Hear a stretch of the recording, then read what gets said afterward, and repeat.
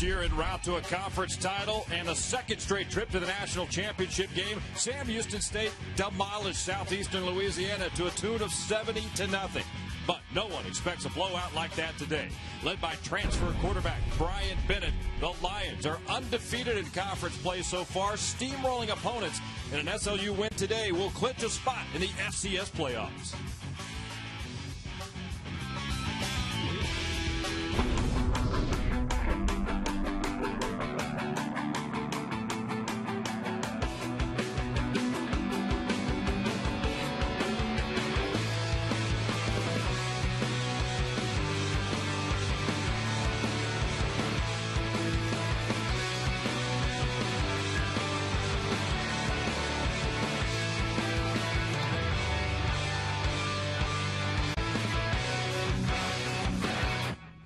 Celebrating its 50th anniversary in 2013, this is Southland Conference football.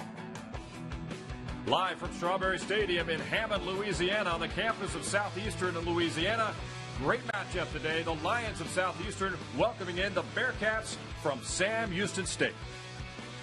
Hi again, everybody. Randy McAvoy alongside Shay Walker. Great to have you with us. A phenomenal matchup today and a chance for Southeastern, Shay, to make some history for their program. Well, it is, Randy. It will be an opportunity for them to clinch the conference title, and we talked about this, and we'll talk about it throughout the broadcast. They have not won a conference championship since 1961, but with the win today, that all but puts them in the driver's seat to earn that automatic bid. Let's take a look at the current standings in the Southland Conference. It is a logjam, and you see Southeastern, Shay, at the top. Sam Houston State knocking on the door as well. Well, it certainly are, but you think about this. Sam Houston State has been here before. They lost the opening game in conference play last year at Central Arkansas, and then they ran the table to get into the playoffs. They are trying to duplicate that effort again this year.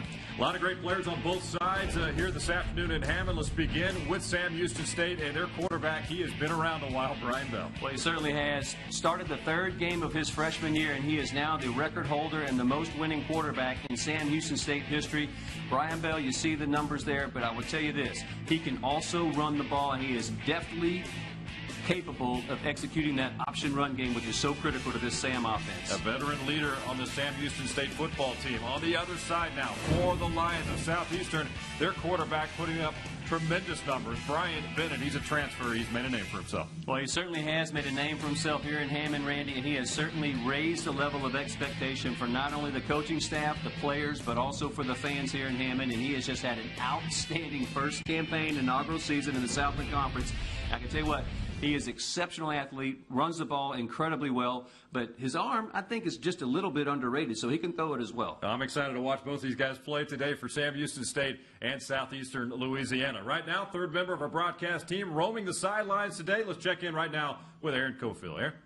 Thanks, Randy. Well, for Southeastern, they do bring a 7-game win streak into this game. It's the first time that has been the case since 1961.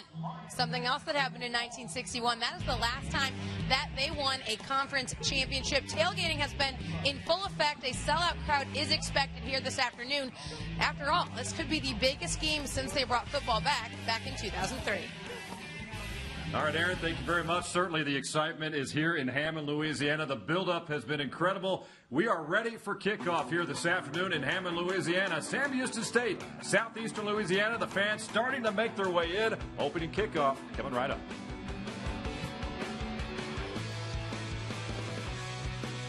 The game of the week on the Southland Conference Television Network, brought to you by Mid-South Bank, the official bank of the Southland Conference. It's time to love your bank. By State Farm. Visit texas.statefarm.com for your chance to win the ultimate VIP experience. And let State Farm help you get to a better state.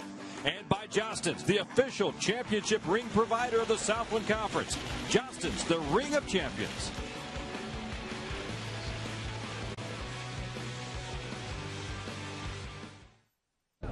At Sam Houston State University, you can turn dreams into reality. I like digital forensics because I want to help stop some of the crimes in society.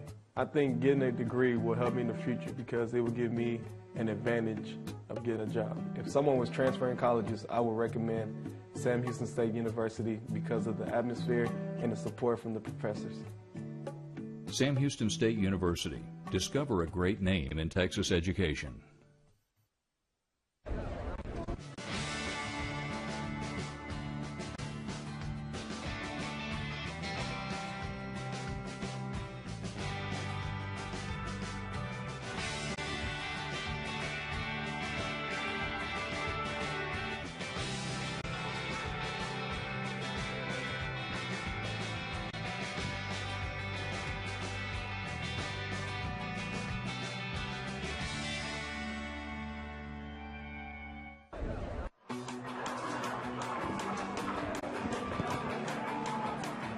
We are back live in Hammond, Louisiana. Strawberry Stadium filling up. This is a big, big day for the Lions program of Southeastern. A showdown with Sam Houston State. And we are happy to be here with you here on the Southland Conference Television Network. Randy McAvoy, Shea Walker, Aaron Cofield. It'll be a fun 3 hours here. Well, it certainly should be, Randy. And again, there's so much anticipation for this game with Southeastern being undefeated in conference play. And not just undefeated, but slaying a couple of dragons along the way. They've knocked off McNeese. They've knocked off Central Arkansas. This is the third consecutive week that the Lions are facing a ranked team. And we are underway here in Hammond. Kickoff to the Bearcats goes through the end zone. That was Richard Sincere and Keyshawn Hill back. And they will watch that one go through. And Sam Houston State will begin this afternoon on offense here in Hammond. Ryan Adams with the kickoff duty. Everybody's high-fiving him there. Well done for the Lions to get it started here. And the Bearcats offense will take over. And Shay, we can't say enough about this Sam Houston State offense. They have so many weapons to choose from if you're quarterback Brian Bell. Well, and Brian Bell has done an outstanding job, as we said in the open, of executing this offense, and he has vaulted himself to the top of almost every single category for a quarterback in Sam Houston State school history. And again, just that senior leadership from him is going to be key in this game today. And off right off the bat to Timothy Flanders. Not much there. Immediately stopped by Cullen Hubert. And this guy, we're going to say his name a lot today. He is a playmaker for this Lions defense. As we take a look at the State Farm starting lineups up front for Sam Houston State, it's their job to protect Brian Bell and get some seams for the running back in the running game with Timothy Flanders and Keyshawn Hill and company. Good receiving core as well. Chance Nelson's been around for the Sam Houston State offense. Second down and 11, so that was a loss of 1 now. And the handoff again to Flanders. Cuts outside, crosses the 30-yard line, brought down and tripped up at the 31. So nice bounce back there by Flanders. I'll tell you what, Randy, if there was any question about Flanders' ankle being 100%, he answered it on that run. State Farm starting lineups defensively now. Newman, Williams, the bookend defensive ends there for the Lions up front. And a good linebacking core. Cullen Hubert again. Justin Church, all playmakers. Good secondary.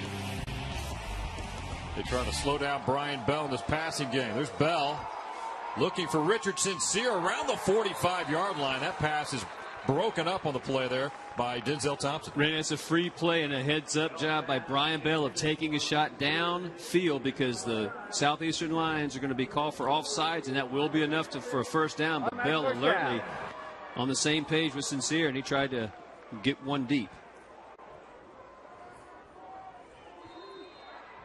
Now, would you imagine some jitters for this football game? Probably for both sides. Sam Houston State's been in big games. This is kind of new for Southeastern. Well, they certainly have. We talk about what the Bearcats have been through. They had to go. They've run the gauntlet 2 years in a row, Randy, through the playoffs to get to that national championship game. There's Bell, the pass attempt around the 50-yard line. And he was looking right there at Torrance Williams, and that pass is broken up by, I believe, that's Tyler Stoddard for Southeastern. You'll see Torrance Williams, again, an explosive receiver. Looks like he's got a step, but the ball maybe just a touch behind Tyler Stoddard. Good job of closing and breaking up that pass. Second down and 10 now. And it's going to be Flanders again up the middle, crosses the 40-yard line to the 42. That's an impressive run by Flanders on second down and 10. Picks up 6 yards. Pretty good run right up the gut, right at that Lions defense. Third down and 4 now for Sam Houston State. Lions fans on their feet. They have come today to make some noise in Hammond. Torrance Williams in motion. Handoff. Fakes it to Flanders. Bell will keep it.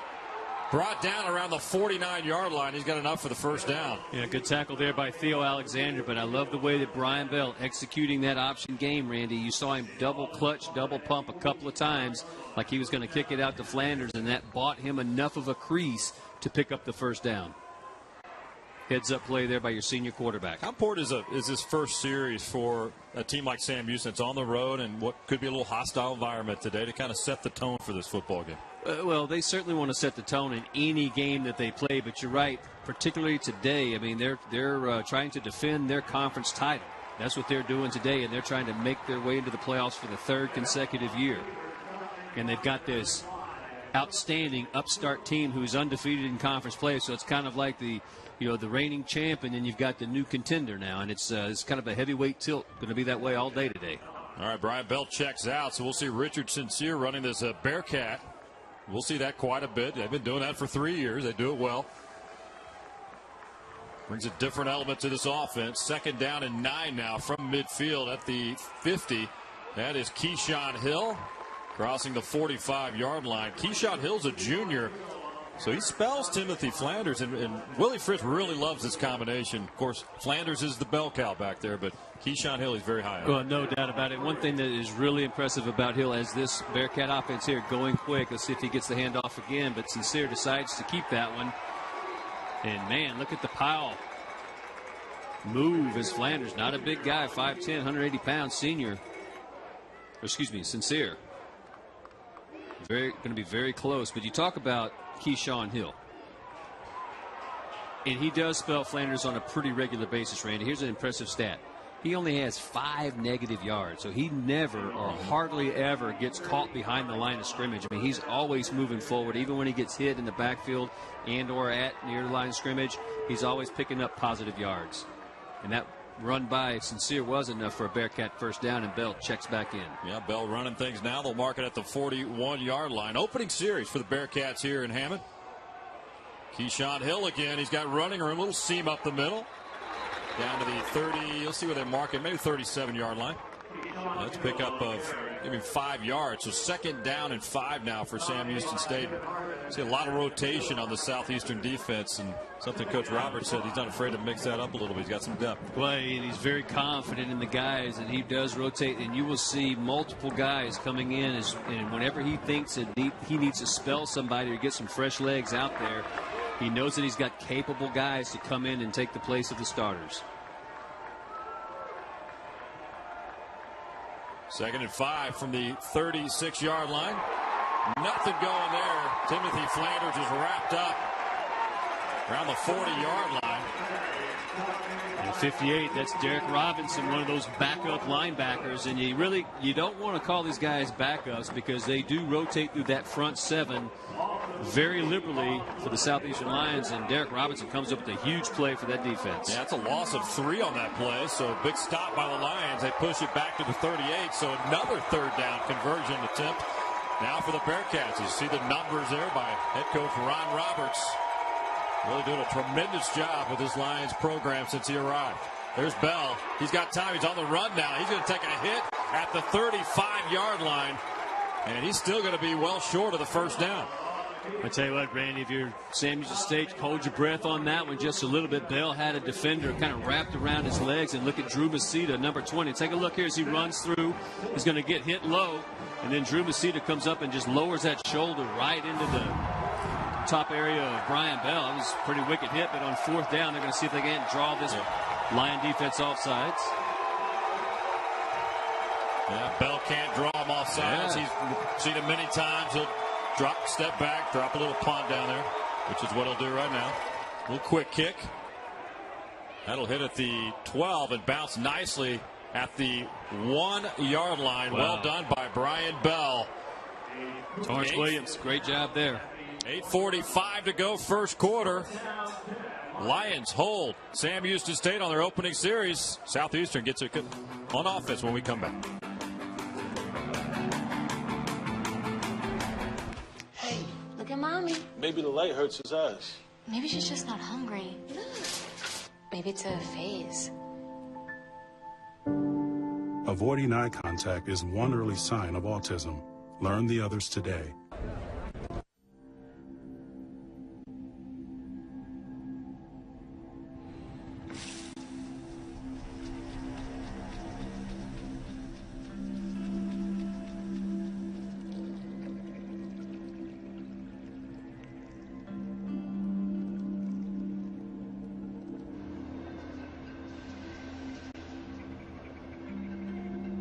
When some people struggle with their mortgage payments, they become frozen, petrified.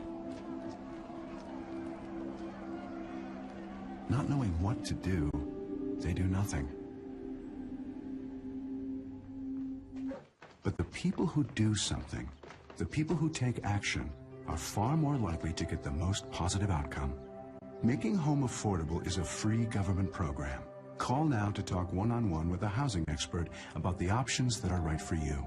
Real help, real answers, right now. Maybe he's really focused. Maybe he likes spinning the wheels. Maybe he just loves trucks.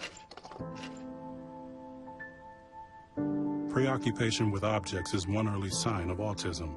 Learn the others today. Back live, Strawberry Stadium here in Hammond, Louisiana. Southeastern will get the football for the first time, and there is their quarterback, Brian Bennett. Talked about him at the top of the show. What a season he has had to this point, running the ball and passing the ball as well. Bearcats read that well on first down. Again, after that punt, that's Rashid Harrell on the carry, first carry of the day, and we'll see a couple of guys in that backfield this afternoon for the Lions. Well, if you're Southeastern, Randy, on this particular drive, very important. You see Harrell checking out. Now, they had too many guys on the field, but he's got off in time. But important to get that ball off your own goal line. Second down at 7. Bennett takes a hit at the 1, and down he goes maybe to the 2-yard line. So that's going to be a loss of 2 on that carry by Brian Bennett.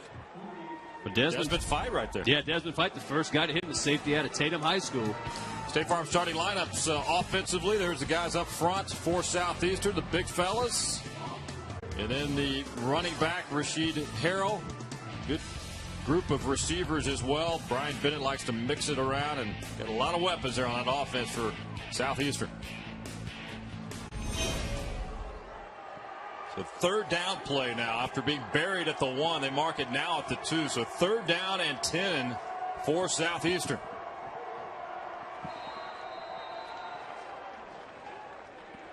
There's a flag for delay of game. Delay of game. Offense. Half the distance to the goal. Third down. Man, when you're on the 1.5-yard line or the 1-yard line, the half the distance, you don't have to move very far. But that ball is, it's got to be 6 inches from the end line there.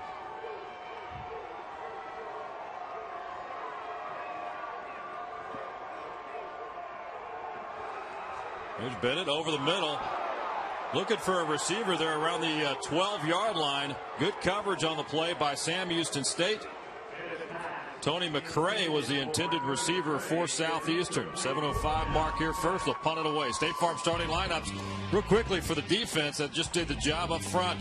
Really experience up front. Weaver, Baggett and company doing the job. Linebacking core, Fiailo, Brock, and DeAndre Locke. In a good secondary, Buki Sneed is a lockdown. And Torrance Williams, a very, very dangerous return man. Fields the ball near the 50. Crosses the 40-yard line, brought down, tripped up around the 39. That was an excellent punt, but a good return. And the Bearcats are in good shape on offense here. Good field position. Their second series of the ball game. Well, that was an impressive stand by the Bearcat defense, Randy. Again, a very explosive Southeastern offensive attack, but they were backed up on the 1-yard line after that great punt by Brian Bell. And that defense held on 3 straight downs, and offensively now, Bearcats have great starting field position. Timothy Flanders right behind Brian Bell. Bell fakes to Flanders, goes downfield.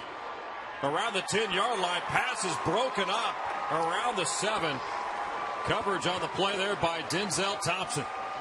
Torrance Williams had an opportunity for a big play there. Brian Bell laid it out. He recognized man coverage, and you see Williams has to stop just a little bit. And as he goes up to catch the ball, the defender is able to rake that arm across. Denzel Thompson doing a good job there. I like the aggressive play call there. Doug Ruse, offensive coordinator, dialing up a big play. And off, Timothy Flanders, running room, crosses the 30. He wants a little more. He's got it inside the 25-yard line. That's a pickup of 16 yards for Timothy Flanders. And Cheyenne Moltag doing a great job of throwing the block down there for Flanders. You see number 80 right there, just kept jousting with that defender, allowing Flanders to pick up additional yardage. Nice job by your wideout blocking, and pretty much what you'd expect. I'd say I'm impressed with the pep in the step that I've seen in Flanders so far in this game, Randy. Running it extremely well. Stephen Williams is checked in number 82 for the Bearcats. And nothing going there for Brian Bell. A couple of Lions in on there to make the stop. Tyler Stoddard leading the way. A little help from Isaiah Corbett as well. And Stoddard stayed home after that play fake to Tim Flanders, and then he did not bite on the run fake there by Brian Bell. Good job staying at home and making an open field tackle. Stoddard plays that position that they call the lion back for this defense, and it comes with a little extra added responsibility. Did a good job of holding that containment right there. Loss of 1, so second down and 11. Bearcats now on the 24-yard line. Handoff. That's Keyshawn Hill. Good pursuit by the Lions. Nothing going there to the 25. He might have lost another yard there. Yeah, it looked like Tyler Stoddard in on the tackle again.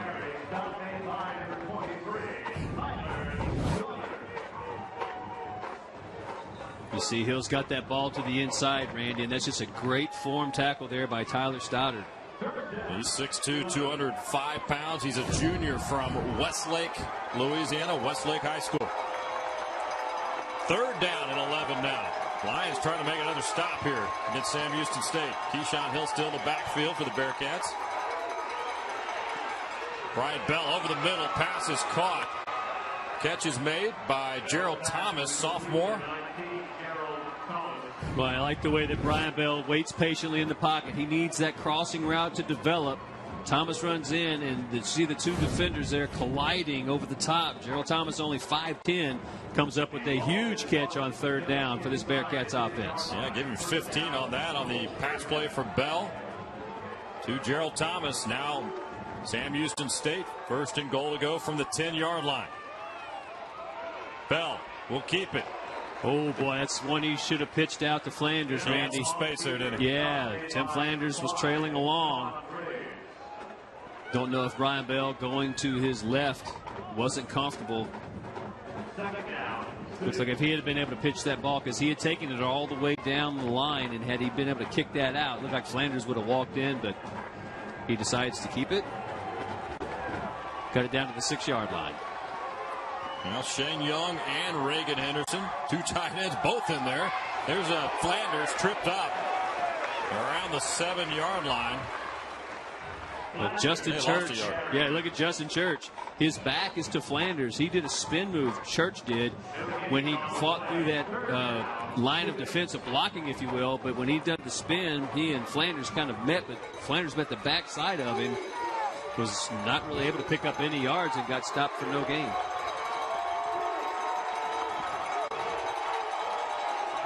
Third down, goal to go from the 6.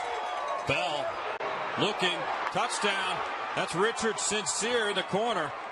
Touchdown, Bearcats. I tell you what, great block by Keyshawn Hill to allow Brian Bell the time to find Richard Sincere. Take a look on the left side of your screen here. You're going to see number 26 go off. He throws a great block right there, and that allows Bell the time to locate that long crossing route. Sincere was the inside receiver on the trip side, ran the flag route. Bell led him perfectly. One after is up and good. And Sam Houston State has struck first here in Hammond, Louisiana. Late first quarter. Bearcats up 7-0.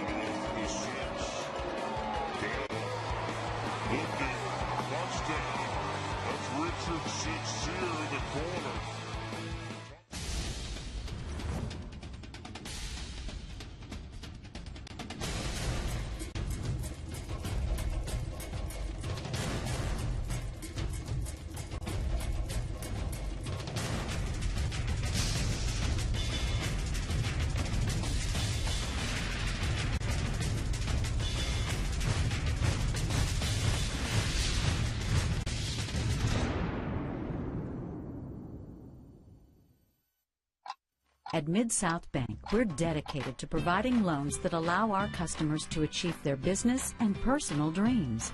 That's one promise you can bank on. We're not just business associates, we're neighbors. We're committed to our customers and the strength of our local economy. Here at Mid-South Bank, responsibility matters. With over 61 locations and still growing in Louisiana and Texas, discover how our customers are finding strength in numbers at Mid-South Bank. In the NCAA Division I Football Championship Subdivision, the game is played with perseverance, integrity, passion, character, and sportsmanship as he works to honor the game and respect his teammates, opponents, officials, and fans. Every FCS player grows in his responsibilities as a student athlete and as a member of his campus and community. The NCAA Division I Football Championship Subdivision. Every down, every day. It is 7-0 Sam Houston in the first quarter. Now, we've talked a lot about how big of a game this would be for Southeastern. For Sam Houston, also a big one. They are the two-time defending conference champion, so a win here for them, and they can keep their hopes of a three-peat alive. Coach Fritz talked about how important it would be for them to get things going early, but things got going perhaps a little earlier than they would have liked. This morning, the fire alarm was going off in their hotel at 6 a.m. Randy, rumor has it you got that little early wake-up call too, but I would like to say you were doing superb.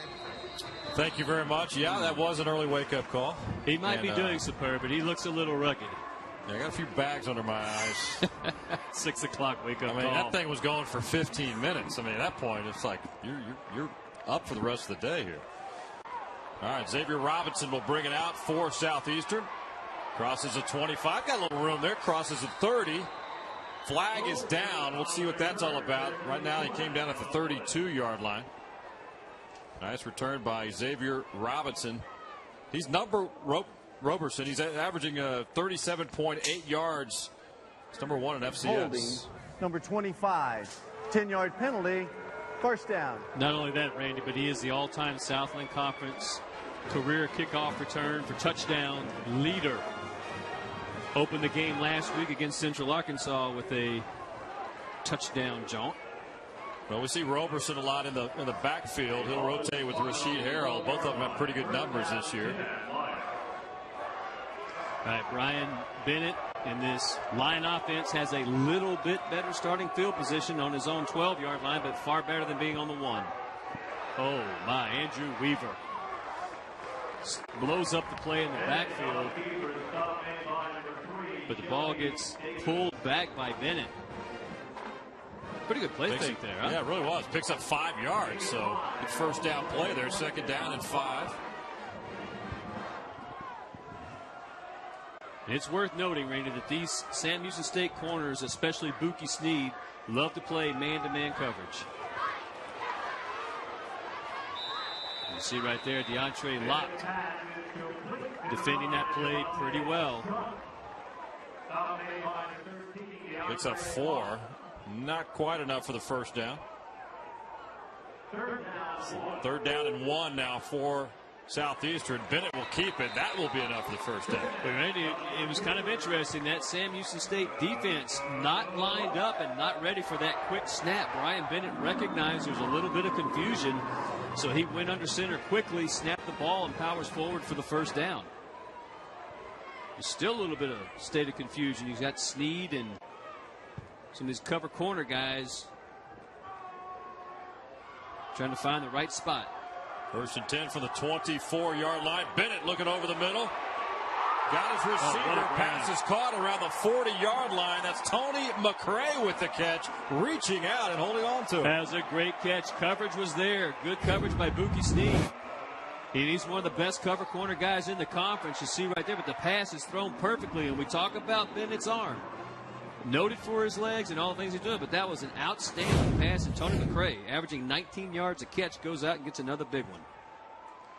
A lot of weapons in this receiving corps. Xavier Roberson in the Wildcat A little offense. Wildcat action. Yeah, Roberson, talented guy, fights his way close to the 30-yard line. So Xavier Roberson listed as a running back. He's got almost 500 yards rushing this year. Harrell's got over 500. Lions mixing it up a little bit there. Bennett back in now. Well, and Roberson, Randy, he is the team high all-purpose yards. He averages 115 a game, and that's through special teams of obviously receiving and running the ball. Lined up bottom of your screen now. Bennett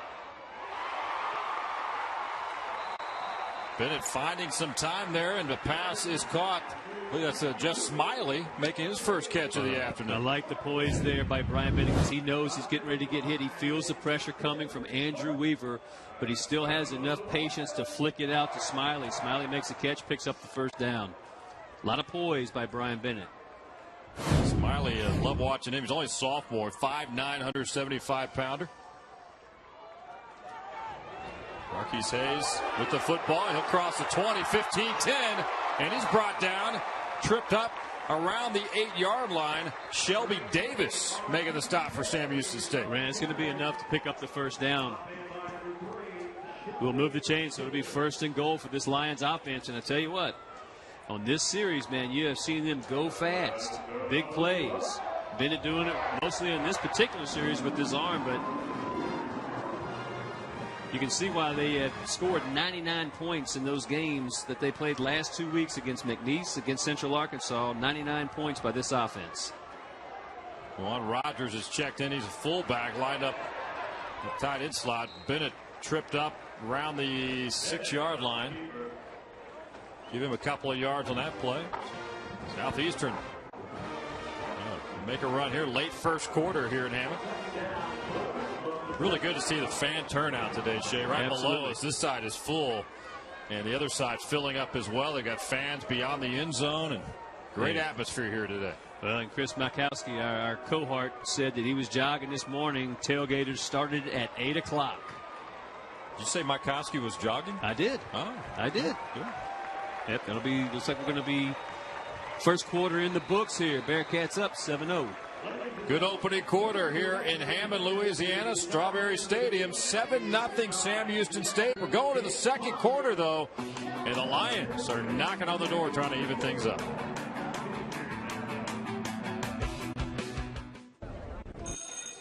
Don't look at me. Your hair's a bit frizzy today. Aww. You should pick that up. Every day, kids witness bullying. Poor you. They want to help, but don't know how. Teach your kids how to be more than a bystander. Visit stopbullying.gov. Thanks for calling the GED Pep Talk Center. Jerry Siller speaking. Your level 7 in-your-face pep talk. I can keep pushing. Believe me, I'm good at it. But at some point, you're going to need to start pushing yourself. So once you've got your GED diploma, you'll feel so good about yourself. You tell them. You can't change your past, but you can definitely change your future. That makes me so happy, I'm ready to bust out a dance. Mr. Trejo, they transferred this guy to you. My gentle technique isn't really working. You need something a little more persuasive. Yes. You listen, and you listen good. Hey, where's my sandwich? Terry? Terry! Take it from me, the King DMC. It's a real cool thing to get your GED. Get that diploma! Now hold on and we'll find you free GED classes. Capiche? Whatever motivation you need, we've got a pep talk for you. Get your GED pep talk and find free classes at yourged.org. People think I'm trash, but they're wrong. Today I'm just an aluminum can, but one day I could be a stadium.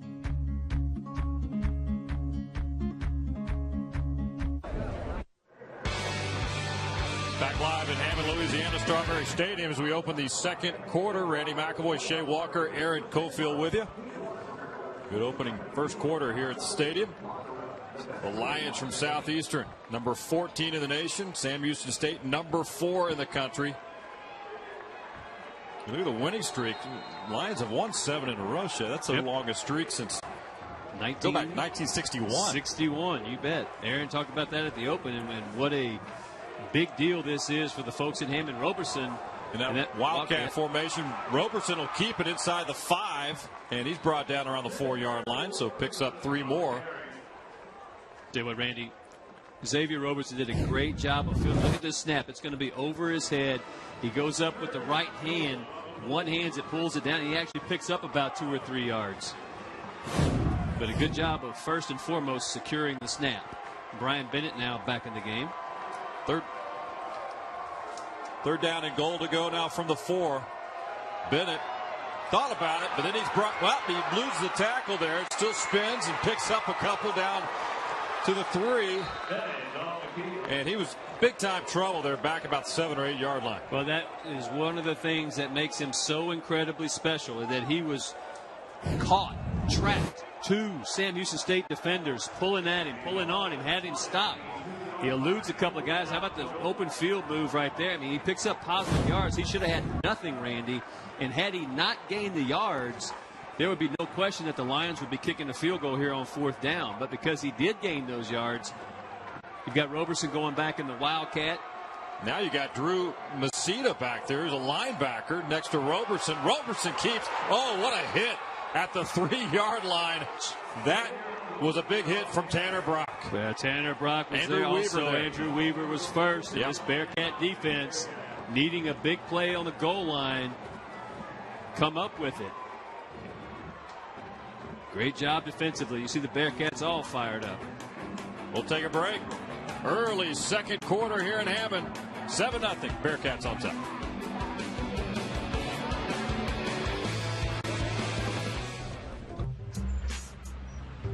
I'm one unlucky guy.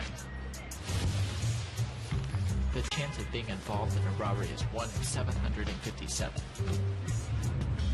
The chances of being struck by lightning. 1 in 750,000. Please fasten your seatbelts for unexpected turbulence. The chances of being a victim in an airline crash? 1 in 29 million. Hey, could I get some peanuts? The chances of being involved in a car crash are far greater than lightning strikes and plane crashes. And if you are texting while driving, your risk of crash increases 23 times.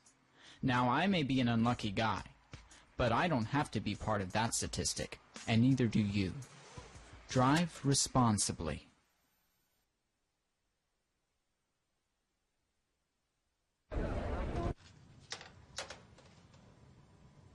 Wow, these are really good. You act surprised.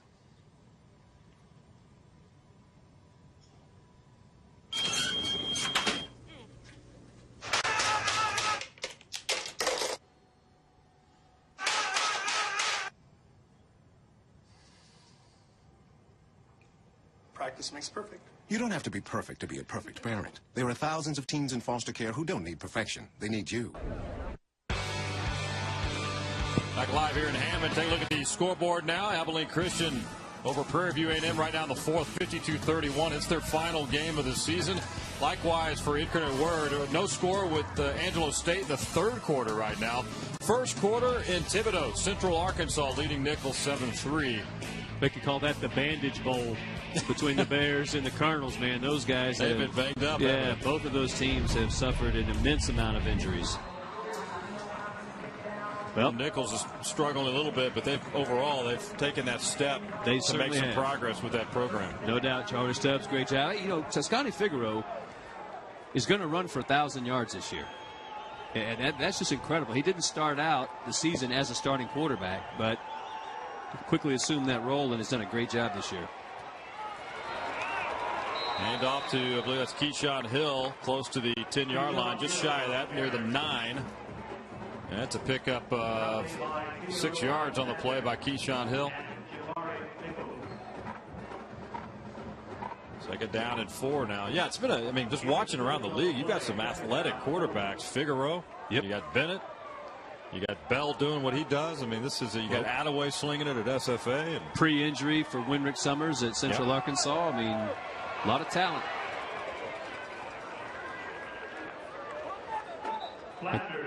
Flanders had the carry there for Sam Houston State, so they've been rotating a lot between Timothy Flanders, Keyshawn Hill so far in this first quarter and early second quarter. So 3rd down and 1 for the Bearcats.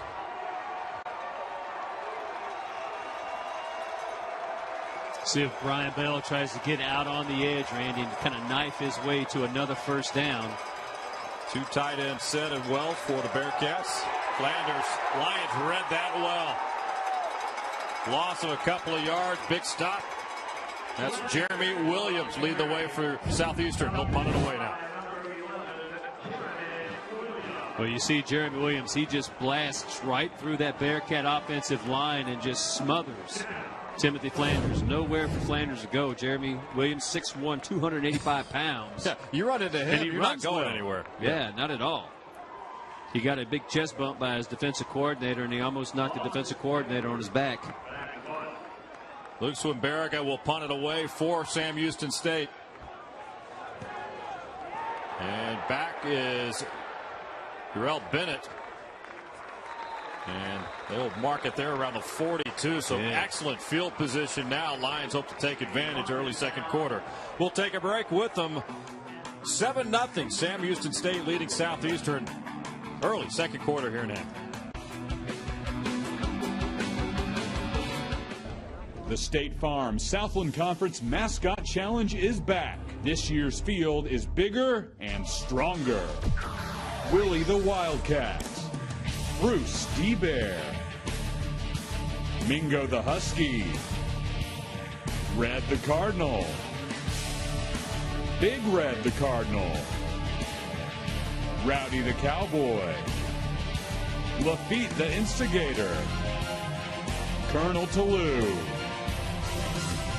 Vic the Demon, Eli the Eagle, Roomy the Lion, the Lumberjack,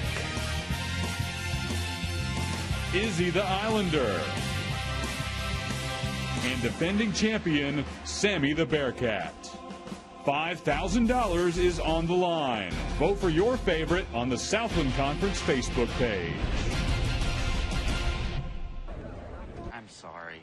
Yeah, I'm on it. Like a good neighbor, State Farm is there. You're covered, Kevin. Thanks, Melinda. Wait, I have blah blah insurance, so person, come help. Hey, Grandma. 6 callers ahead of us, Jimmy. You're not helping. Having insurance isn't the same as having State Farm. They're to help you anytime, anywhere, anyway. That's getting to a better state. Contact your local State Farm agent.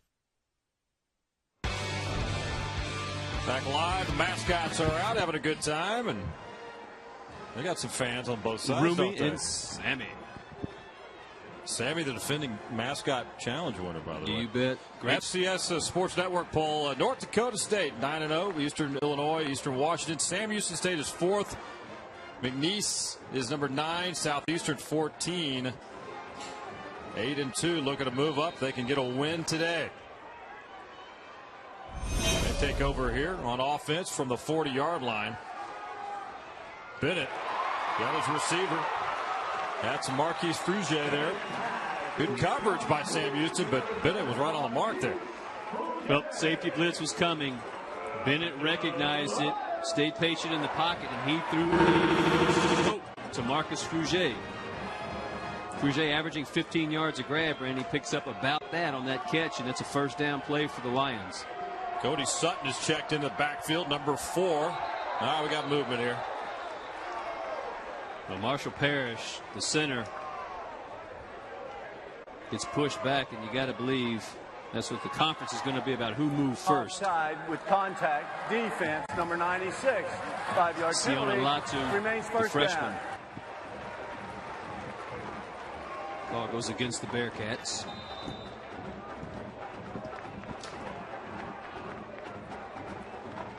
So they'll push it up now to the 20. 1st and 5 now for Southeastern. Handoff goes to Sutton, his first carry to the day, and he'll get down to the 15. He might have enough for the first down. That's going to be pretty close. See where they mark it, just shy of that. So 2nd down and about 1 now coming up for the Lions. Cody Sutton, again, a lot of talent in this backfield for Southeastern. And Cody Sutton's a junior. He's 5'8", 195-pounder. He's from Texarkana, Texas. Transfer from Wyoming. Bennett will keep down to the 10, maybe the 9-yard line. Well, 2nd and about half a yard to go. Brian Bennett doing a good job of kind of gliding for the first down.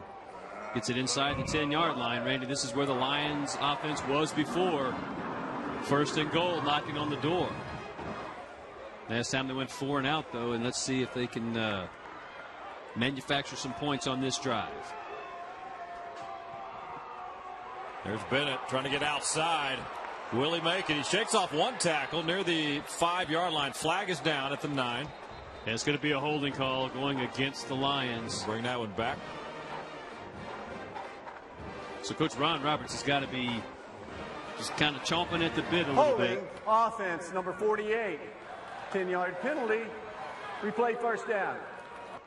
Got a good drive. You're inside. It's first and goal. And then you get a holding penalty. Now it's going to back you up 10 yards. Well, this Lions offense has been accustomed to scoring a lot of points in the 7-game winning streak. 3 times, Shay, they've gone over 50. 56 twice and 58 points. So they do not hesitate. They come at you. First and goal to go now. It's 8th. They'll mark it at the 18-yard line, so they've got some work to do here.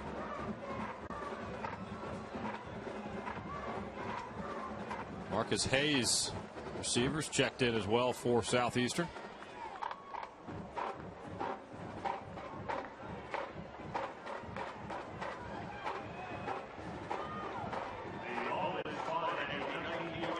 They'll mark it now at the 19-yard line, so they lose another yard. So first and goal to go now. They'll mark it at the 19-yard line.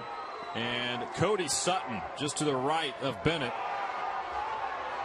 That pass is tipped, nearly picked off as well. Not sure who got an arm on that one. It may have been Andrew Weaver. Might have got his hand on it. Well, a good job by that Bearcat defense again, bringing pressure. Mike Collins, defensive coordinator, trying to get some guys in the face of Brian Bennett. Nice job right there, Randy. That looked like Tanner Brock. 35, Tanner Brock, 6'3", climbs the ladder, deflects that pass.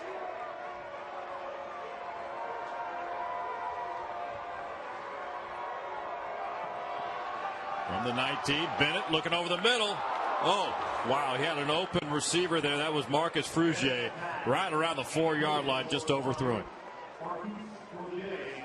Again, this Bearcat defense bringing pressure, trying to get off the edge quickly. Collapse the pocket around Bennett, and you see Willie Fritz trying to fire up that defense just a little bit. Big third down here. Keep in mind it's 3rd and goal, Randy, so there's no picking up a first down here. You got to get it in the end zone.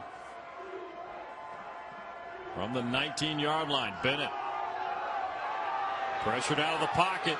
He's going to have to unload it. Looking for a receiver around the 6-yard line. Great. That pass is broken up by DeAndre Locke. Got a hand on it. DeAndre Locke blanketing the receiver. Take a look. He's going to come around. He's got the right hand out perfectly. Left hand is off the back of the receiver. Outstanding coverage. That is textbook cornerback play by DeAndre Locke. So Lions will attempt a field goal here. They'll mark it at the 26. So a 36-yard field goal. Seth Sebastian. Snap is up, is good, and the kick is up.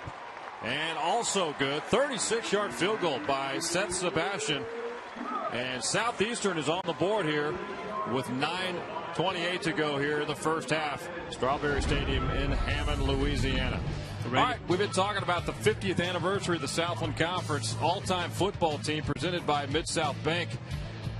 The kicker and head coach, John LaFrance from McNeese, that's who I went with, and Maxton Lambright, also a good one from Louisiana Tech. You see the numbers on both of these guys, and again, you and I talked every week, every position. I mean, oh man, stock chock full of talent. Absolutely. Yep. And how much fun has it been to have a chance to participate in this and kind of review those things each week? Yeah, you can vote at facebook.com/Southland Conference. Now, next week, we're actually going to announce the team, and I guess later in the broadcast today, we'll see what your picks were for these two positions, the head coach and kicker slots. Appreciate everybody voting, and again, continue to vote. It's been a fun season to look at the history, the great history of the Southland Conference.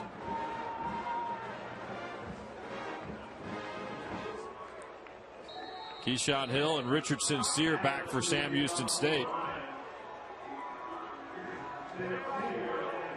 Ryan Adams will kick it away for Southeastern. 7-3 ball game. Bearcats leading the Lions here in Hammond. Sincere fields it at the 7-yard line. He's dangerous. Comes across the 30 before he's brought down around the 32-yard line, close to the 33. So Sam Houston State will take over on offense. Good field position again for the Bearcats. Get a lot of tailgating going on here as we made their way. I enjoyed the drive in off the interstate coming in inside of Hammond, because everywhere you looked on either side of the main road coming in, it was go Lions. Southeastern flags. Absolutely, man. Yeah. They're backing this football program, and the community. There's a lot, definitely a lot at stake, Randy. I mean, again, talking about an undefeated team right now in the Southland Conference. Only 2 losses on the season in total for this Lions team, which, again, playing extremely well in the second year of Coach Roberts. Brian Bell looking downfield, nothing there, so he'll keep it. That's how dangerous Brian Bell can be. Just tucked it and said, you know what, I've got some space here. I'll take advantage of that. You know, when I look at my notes on Brian Bell, leader, quarterback, good arm, and I have deceptively good runner, because he really can run the ball, and he runs it well.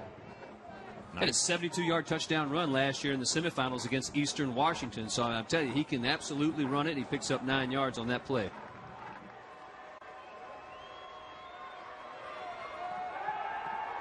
There's Bell again. He's got his target. Looks like that's Reagan Henderson.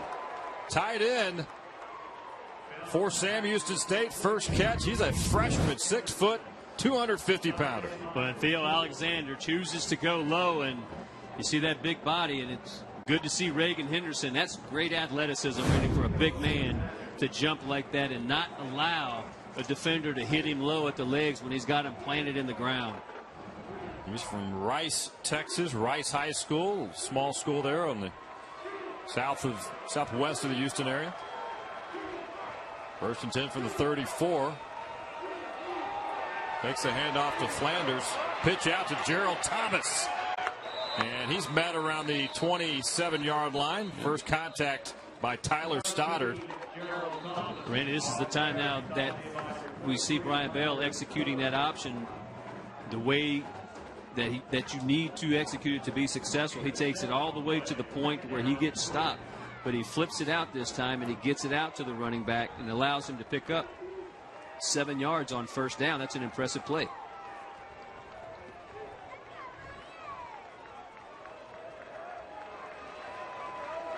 Second down and 3 now from the 28-yard line. Torrance Williams, bottom of your screen here.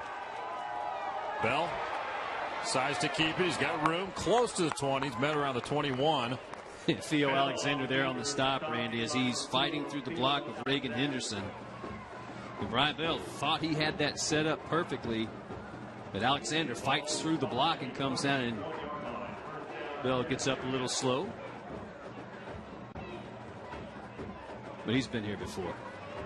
Yeah, not his first rodeo here. He knows exactly what he's doing out there. Yeah, he's been in big games. Well, he's a coach's son, too. He played for his coach at China, or his dad at China Springs. His brother's a head football coach in the Houston area, high school. He'd like to coach as well when his football career is done. Bell looking for the end zone. Oh, what a catch grab. Is made back in the end zone. That is Gerald Thomas. Went up and got it.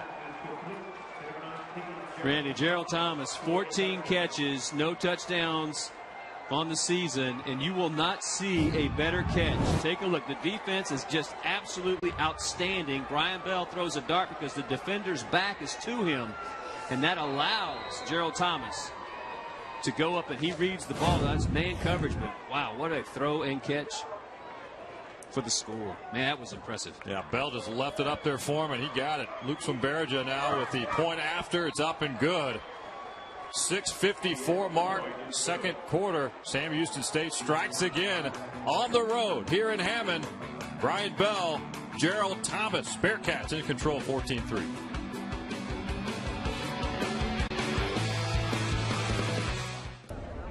So, I got this new family. And I don't know what it is about this one, but she can't seem to put down that toy all day long. Tap, tap, tap, tap. Oh, and she even talks to it. She talks to that more than she talks to him. What's up, bro? Nice shirt. Who's she talking to? Her mom? She talks to her mom a lot.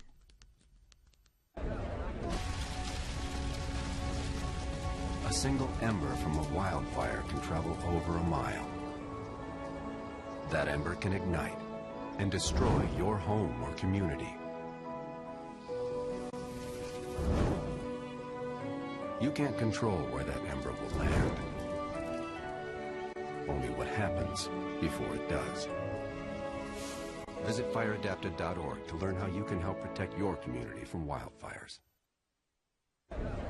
Being a dad can be tough. No. What do you mean she's not coming? When's the fairy princess coming? Any minute now. But when you're willing to do anything... It is I, Cruz Zinkerbell. Okay, time for cake. It's always worth it. I know it's really you, Guru. I'm just pretending for the other kids. The smallest moments can have the biggest impact on a child's life. Take time to be a dad today. Call 877-4DAD-411 or visit fatherhood.gov. Back live, Strawberry Stadium here in Hammond. Again, the Southland Conference games coming up tonight. 6 o'clock start in Beaumont. Stephen F. Austin, the Lumberjacks, taking on the Cardinals from Lamar University. Again, 6 o'clock kickoff there. And 7 o'clock, ESPN 3 tonight in Lake Charles, Northwestern State and the Cowboys from McNeese. So 2 games going on. We've got several going on right now. We'll continue to update those for you throughout the broadcast here this afternoon. Fans making their way out. A complete gold out here. And that guy's got the whole paint job working as well, doesn't it? Yeah, really working on his moves. Trying to secure a few more votes. So Bearcats strike on the touchdown pass from Brian Bell to Gerald Thomas. Sam Houston State now 14-3 lead. 6:57 to go here first half. When Berriga will kick it off. Back to receive for Southeastern is Xavier Roberson. He's around the 6-yard line. Had some sunshine when the ball game started. Now some clouds beginning to roll in. Roberson fields it at the 4. He'll bring it out. It's a couple of blocks. Crosses the 30, close to the 35. Excellent return by Roberson. Again, he's averaging 37.8. Number 1 in FCS. Getting the job done this season. He's got 3 kickoffs for touchdowns.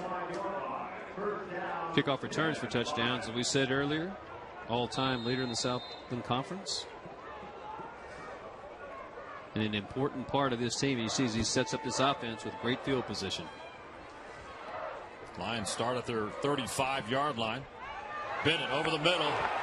Wow. Pass is broken What up. a play by Michael Wade, Randy. Looking for Frugier, but Wade was right there, got that arm on. Well, Brian Bennett trying to hit this defense quickly on a little bit of a seam route. The inside receiver, Marquise Frugier, runs a little release. Take a look. It's going to come out quickly here from Bennett, but the right hand there by Michael Wade knocks it down.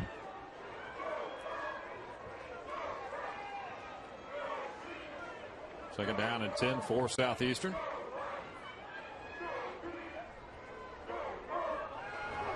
Bennett dumps it off. Pass is caught. And that is Rasheed Harrell. Fights his way to the past the 40, right at the 40-yard lines. Will they mark it? Picks up 5 yards. So 3rd down and 5 now coming up for the Lions.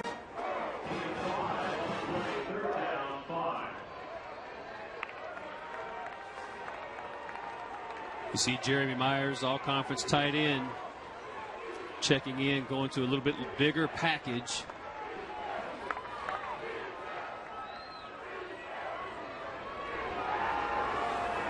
Bennett Pass is caught around the 48, and that'll be enough for a first down. Catch is made by Tony McRae. So Tony McRae's having a pretty good first half here. Picks up 8 yards. Nice recognition there by Bennett, and even a better job by McRae, the wide receiver, is using his body as a shield, keeping it between him, the ball, and the defender. Doing a great job right there, and he comes up with an easy catch for first down. Juan Rogers is checked in for Southeastern, number 48. There's Bennett looking downfield. He's got his receiver, McRae, again at the 31, 32-yard line, streaking over the middle. Well-timed throw there by Bennett. Well, Tony McRae, 19-yard average on his grabs. We saw him make that first down snag, and this is a good job of outflanking the defenders for Sam Houston State. Goes up, catches that ball, stays in bounds. And this offense, Randy, trying to go quick. Oh, that's going a little too quick. Looks like left tackle Gaston Gabriel moved a little bit. False start here. Looks like for Southeastern. Little false start. Okay. Offense, number 76. 5-yard penalty. First down. 6'5", 310-pounder.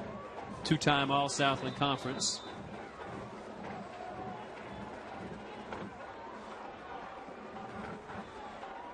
Move for Debo out there now, number 90 for Sam Houston State on that right defensive end slot. Handoff. That's Harrell. And not much there. Good pursuit by the Bearcats. But Desmond Fight doing a great job of going against a big running back and pushing him out of bounds. Harrell tried to turn the corner there, and Fight, Randy, comes up off that safety spot, and he knocks him back for a negative play.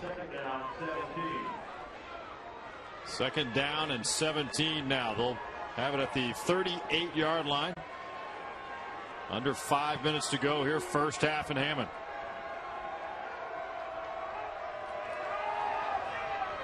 Pass is caught over the middle.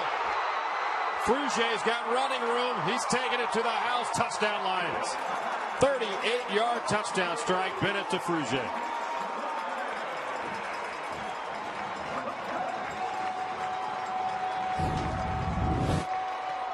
Well, how about this play? Backed up deep after those penalties.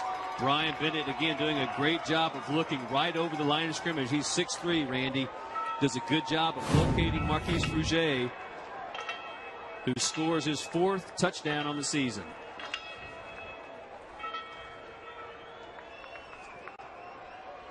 Extra point attempt is up and good by Seth Sebastian. 14-10 now. Touchdown. Big strike. Brian Bennett to that man, Marquise Fruget, the senior, stepping up on a big day here in Hammond. 14-10 lead for the Bearcats. Right now, let's toss it down the sidelines. Aaron Cofield talking about something I love. You know what that is? I do. That would be gumbo. It would be, guys. This right here, this was the prize for this afternoon's gumbo kickoff. Myself and Commissioner Burnett actually had the opportunity to be judges. So I'm not sure what you guys had for your pregame meal, but we were eating very good. There were 13 different samples from all sorts of different organizations, whether it's in the community or school organizations. Now, the winner of the judge's choice, it was number 2, which was Commissioner Burnett's choice. I actually picked number 8, but it was the Tangipahoa Sheriff's Office. The winner of the fans' choice was the former Football Players Association. Guys? Well, we like some samples up here. I don't know if that's possible. I'll tell you what, I'm looking at that now. I'm thinking, why did we miss that? Oh, man. I should have just come here after that fire alarm went off. I should have just made the trip here and been here to eat gumbo. You should have. I'm being told I had the invitation, but lack of sleep was a factor, unfortunately. All right, kickoff. Here comes Keyshawn Hill. Shakes one tackler on the 30. Picked up really an extra 10 or 12. Good return by Keyshawn Hill. The Bearcats are in good shape.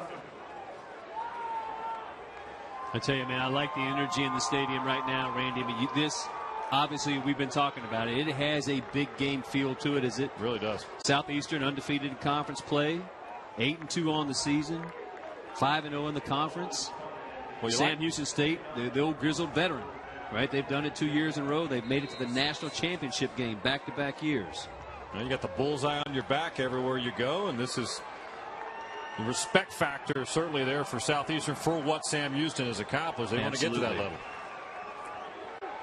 Yeah, you're right. Love seeing these seats filled and fans around the end zone. Great atmosphere here today. There's Brian Bell. He's got running room inside the 40. Look out. The 30.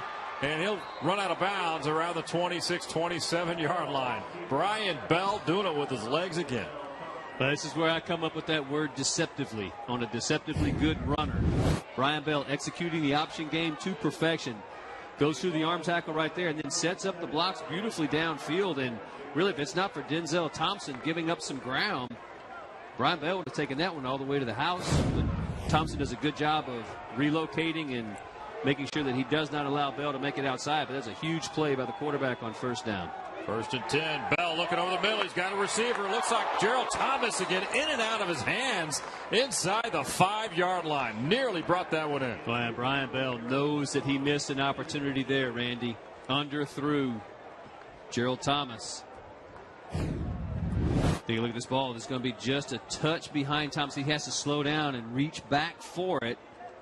And that's what allowed Tyler Stouter to come over and break up that play. And that's one of those plays when you're Brian Bell and you look back on that, okay, you know you're going to want to put a little zip and just throw that one and thread the needle with it.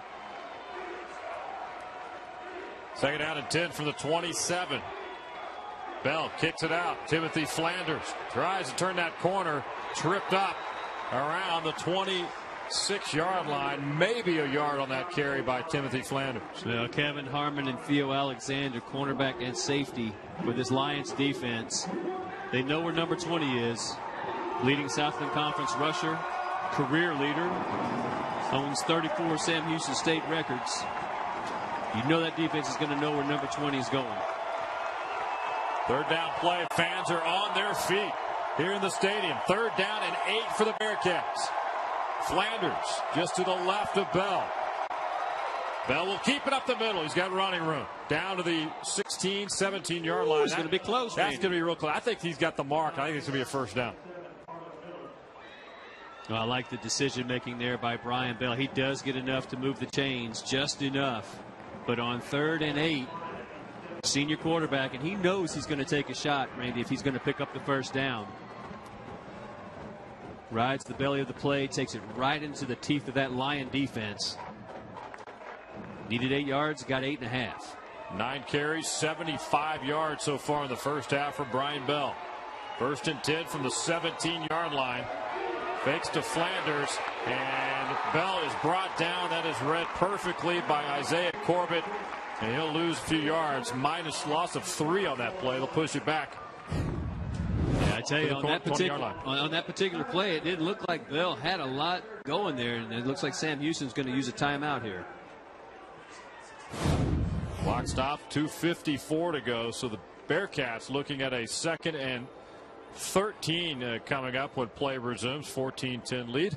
Right now, let's toss it down to Erin Cofield. She has a preview of what's ahead at halftime. I sure do, Randy. Megan Clemente will have a recap for us on the Southeastern Soccer Team's Conference Championship. We'll also speak with the president of Southeastern University. We'll have first half highlights, stats, and we're talking Southeastern special teams. That's all coming up on the Mid-South Bank Halftime Report. All right, Aaron, thank you very much. Appreciate it. So both teams talk it over. Inside 3 minutes to go as we wait for play to resume. The band is making its way down for Southeastern. Ready for a big halftime show for the fans here today. Y'all see nights, what I like here in the end zone here, the nice playground area for the kids. So mom and dad want to come watch the game. You got the kids down there being monitored, and everybody's taken care of. They know what they're doing here in Hammond. 2nd down and 13 from the 20. Bell will keep it. Pitches out towards Williams. And he is met around the 18-yard line by Cullen Hubert. Couple of yards on that pickup. That was about it. Torrance Williams trying to make something happen, Randy, and he cuts that back to the inside. But that is a very, very dangerous proposition when Cullen Hubert is bearing down on you. 6'1", 250-pound linebacker who can run. 3rd down and 12 from the 19-yard line. Again, fans on their feet. Brian Bell looking like he's going to go under center, but no, he's just standing up at the line to make sure that the play call and the defense is right, so the blocking scheme is right. Bell over the middle, got his receiver around the 5. He just drilled it in to Gerald Thomas, went upstairs to get it. Randy, we have seen Gerald Thomas in the first half of this game. Take a look at that. He knows he's going to take a shot. Goes up anyway, right between two gold jerseys. Snags that ball. And he's not a big guy. He's 5'10", 178 pounds. Snatches it for the first down on 3rd and 12. Big conversion for the Bearcats. 1st and goal to go from the 5-yard line. Keyshawn Hill right behind Brian Bell. Handoff goes to Hill. And he is shoved back. Loss of 1, maybe 2 yards on that carry. Tackle made by Tyler Stoddard again. Stoddard's been busy this first half. And they'll call it timeout again with 1:24 to go here first half. 2nd and goal coming up for Sam Houston State. All right, let's take a look, as we always do each and every week, at the Players of the Week in the Southland Conference. So many standouts. I'm going to spotlight a few of them. Brian Bennett, who you're watching today, the quarterback for Southeastern Louisiana, last week against Central Arkansas, rushed for a season-high 142 yards, 2 touchdowns, threw for 202 and 2 more touchdowns. Got a league-high 13 rushing touchdowns on the season. Again, what a terrific season to this point. Brian Bennett. Keelan Johnson, defensive end. He's a senior, Northwestern State against Lamar. 2 offensive touchdowns. Held Lamar to 2 offensive touchdowns. And Johnson had 6 tackles, 2 for loss, and a sack as well. So he had a productive ball game against Lamar. And Deontay Spencer from McNeese, return specialist, 2 kickoff returns for touchdowns against Stephen F. Austin. 1 for 93, 1 for 85. All kinds of all-purpose yards, 365 in all. Deontay Spencer, congratulations to the Players of the Week. He set or tied 10 school conference and FCS records. Brian Bell, just like that, on 2nd and goal, touchdown to Torrance Williams. 7-yard strike. Brian Bell to Williams. Bearcats strike again here in the first half. I tell you, Brian Bell, he is spot on with those passes. Take a look. He's going to roll out to his right. And he throws the ball out there perfectly. Not bad coverage there by Denzel Thompson. But Torrance Williams comes up with a great grab, gets the foot down. Another touchdown for the Bearcats. Swimberga, point after attempt is up and good. So late first half, Bearcats find the end zone again with a 1:21 to go in the first half. And Sam Houston increases its lead to 21-10 over Southeastern Louisiana. Take a look at the Jostens Classroom Champions. Shane Young, tight end. He's a junior at Sam Houston State. GPA 3.15, banking and financial institutions major. Also spent some time away from football reading to some elementary school kids in the Huntsville area. I like that Dean's List honoree as well. Yeah, standing out, getting it done in the classroom. Congratulations to him. Justin Church, junior defensive end, Southeastern Louisiana. Business administration major. 2-time President's List honoree, 2-time Dean's List honoree as well. Justin Church from Southeastern, Jostens Classroom Champions. Mid-South Bank halftime show again coming up here today from Hammond. So if you're Willie Fritz, take a deep breath. That's a touchdown and gives your team some breathing room here late in the first half. You got to hopefully have a defensive stand and hold them. Well, I kind of look over at Coach Fritz, and I'm trying to read his body language. And I'm saying he's thinking in my mind, like, okay, this is no big deal. You punch us, we're going to come back and punch you. So Southeastern goes down, scores a touchdown. When Sam goes back right down the field, and Willie, he looks a little feisty over there on the sidelines. I like that about Coach Fritz. Trying to keep that away. Kick. And Southeastern fields it around the 33, and it's a total scrum around the 35. Well, Bearcats are signaling they might have the football. I don't think so, though. I think Lions hold on to it, and they will get the football with 1:15 to go here in the first half. Initial contact there by Jawan Rogers off his leg, and fortunately recovered it. So from the 35-yard line, this is where it is for Southeastern here with 1:15 to go. Coach Roberts Lions Down 21-10 here in Hammond. So you got to stay sharp if you're this Bearcats defense, because this offense is just ready to explode at any point in time. And you see the quick pass out to Marquise Frugier on first down. Clock does continue to run, but the Lion offense under Brian Bennett back on it, ready to snap it quickly. Southeastern's got one timeout to work with here down the stretch. Pass is caught again, and that's Rasheed Harrell. Well, it didn't take him long to get across midfield.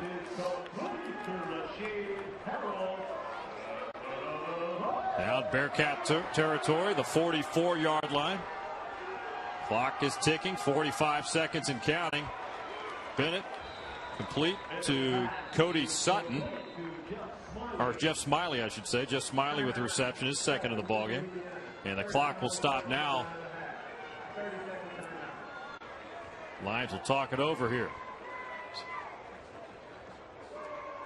Now you see Brian Bennett in the season he's had, the postseason awards, the Peyton Award watch list.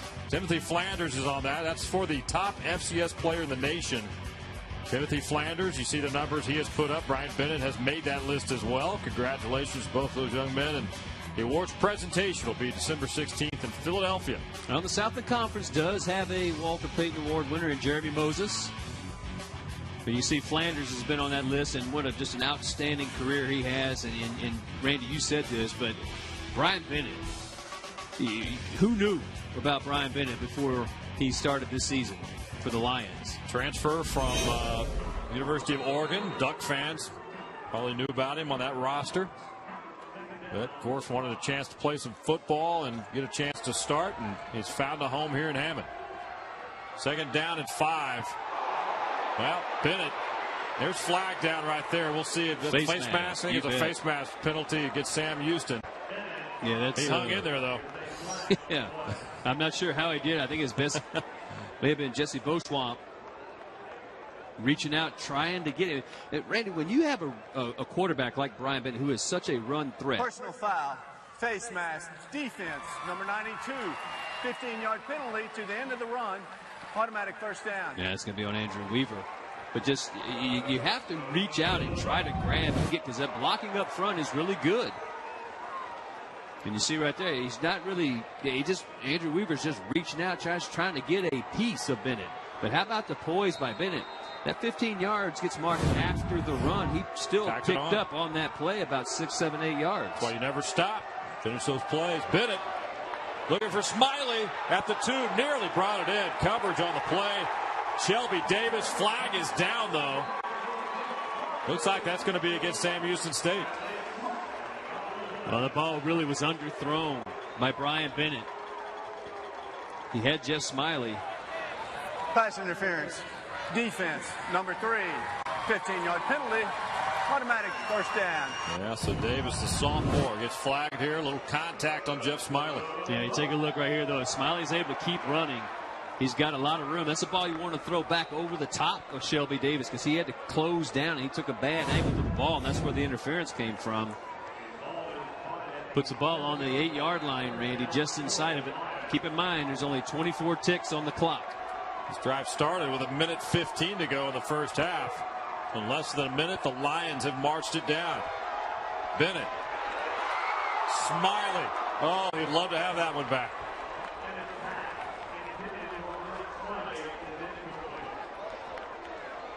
Clock stops with 18 seconds left. Good pass protection there, and Smiley usually fairly sure-handed. Leading receiver on the team with 38 grabs. Not able to come up with that one. Second down, goal to go from the 8-yard line. Bennett, touchdown. Lions are on the board again. Touchdown to Frugier. Well, Randy, Ron Roberts talked about this Lions offense having an opportunity and felt good about them being able to throw the ball against the Sam Houston State team. And you can see Frugier sneaks out of that inside receiver spot. Gets to the end zone before he even encounters a defender for Sam Houston. Point after is up and good by Seth Sebastian. Big points for Southeastern late first half. 21-17 ball game.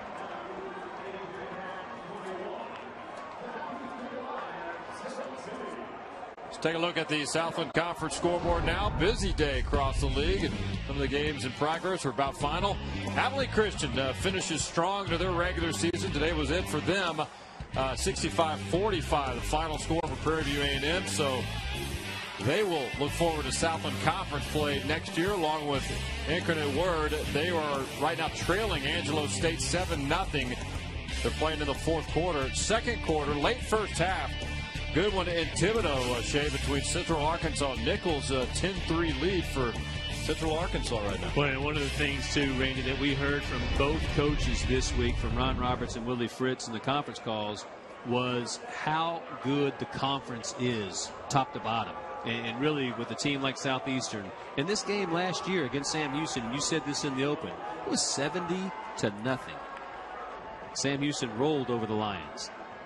And in a year's time, you've got an undefeated Lions team, and give Ron Roberts and his staff a ton of credit for melding a group of guys together and really playing at a high level.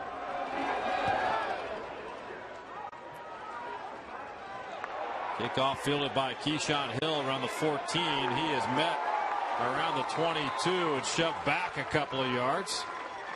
With 10 seconds left, Sam Houston will get it. And I would imagine they'll just take a knee and run this thing out here in the first half.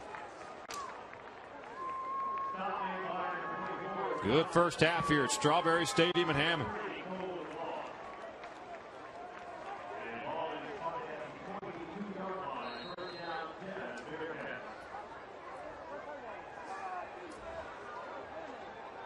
Ryan Bell, now a senior, has been in charge of this Bearcat offense for quite some time now. Stepped in a few years back and has never relinquished that starting role, leading Sam Houston to back-to-back championship game appearances.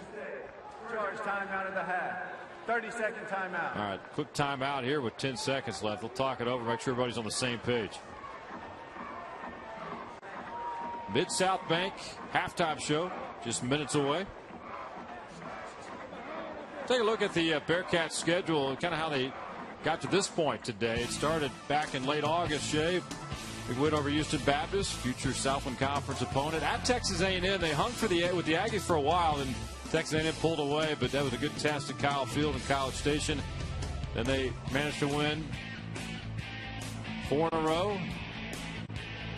Dropped that game at McNeese State middle of October, but it bounced back with a 3-game winning streak. And next week they'll close it out in Conway against Central Arkansas. That'll be our Southland Conference game of the week. Go back just outside of Little Rock. Brian Bell takes a knee, and that'll do it to end the first half. And what a fantastic first half of football we have had here at Hammond. Back and forth. A couple times Bearcats extended their lead, only to watch Southeastern respond quickly, which they just did. So they go to halftime break down. Only 4 here at Strawberry Stadium in front of this big crowd today. Here to cheer them on. The community really showing the great support for this Lions football program. 21-17 at the half. Right now, let's toss it down to the field. Aaron Cofield standing by with Bearcats head coach Willie Fritz. Coach, as expected, back and forth. You take the lead into the half. Your thoughts on the first half? Well, 2 really good offensive teams. I wish we would have got a stop there at the end of the first half. That would have been big for us, big drive by them. But, it's what we expected. They got a fine ball club. All right, thanks so much. Good luck. All right, Aaron, thank you very much. Coach Fritz and the Bearcats will talk it over, make some adjustments, and we'll get ready for the second half. So will Coach Roberts and the Lions. As advertised today, 2 nationally ranked teams going at it, back and forth, first quarter, second quarter, 21-17 at the half.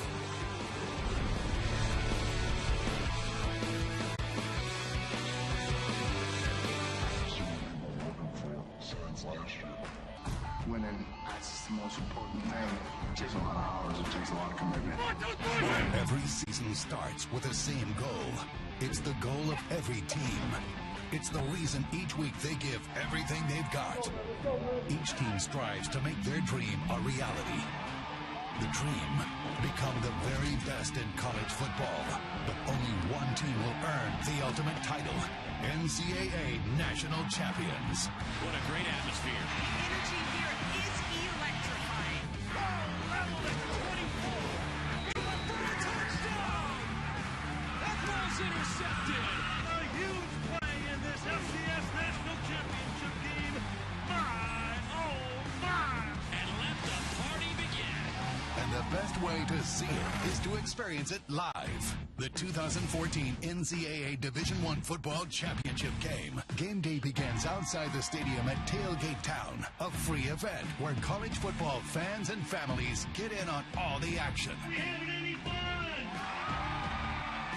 Test your skills, meet the stars of the game, and enjoy the pre-game party as the anticipation to kickoff builds. From the moment the players arrive at the stadium to the post-game championship award ceremony. Thank you to the best fans in America! You could be part of history, cheering on the nation's best.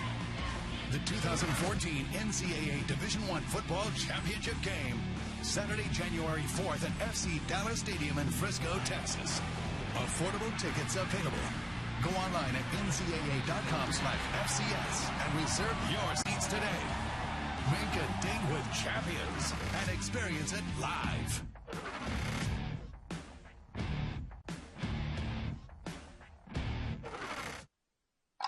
At Mid-South Bank, we're dedicated to providing loans that allow our customers to achieve their business and personal dreams. That's one promise you can bank on. We're not just business associates, we're neighbors. We're committed to our customers and the strength of our local economy. Here at Mid-South Bank, responsibility matters.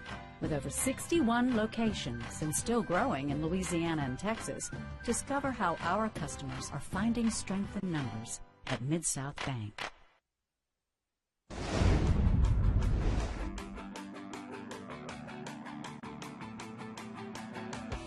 This is the Mid-South Bank halftime report on the Southland Conference Television Network. We've reached the break from Strawberry Stadium between a pair of top 15 teams, Sam Houston State and Southeastern Louisiana. We'll get you back to Hammond for more from Randy, Shea, and Aaron in a few minutes. Hey everyone, I'm Megan Clementi, and welcome to the Southland Digital Network studios. This week, we look back at a championship showdown in the conference's soccer tournament. Plus, we're down to the final weekend of regular season play in volleyball. And get ready, it's hoop season.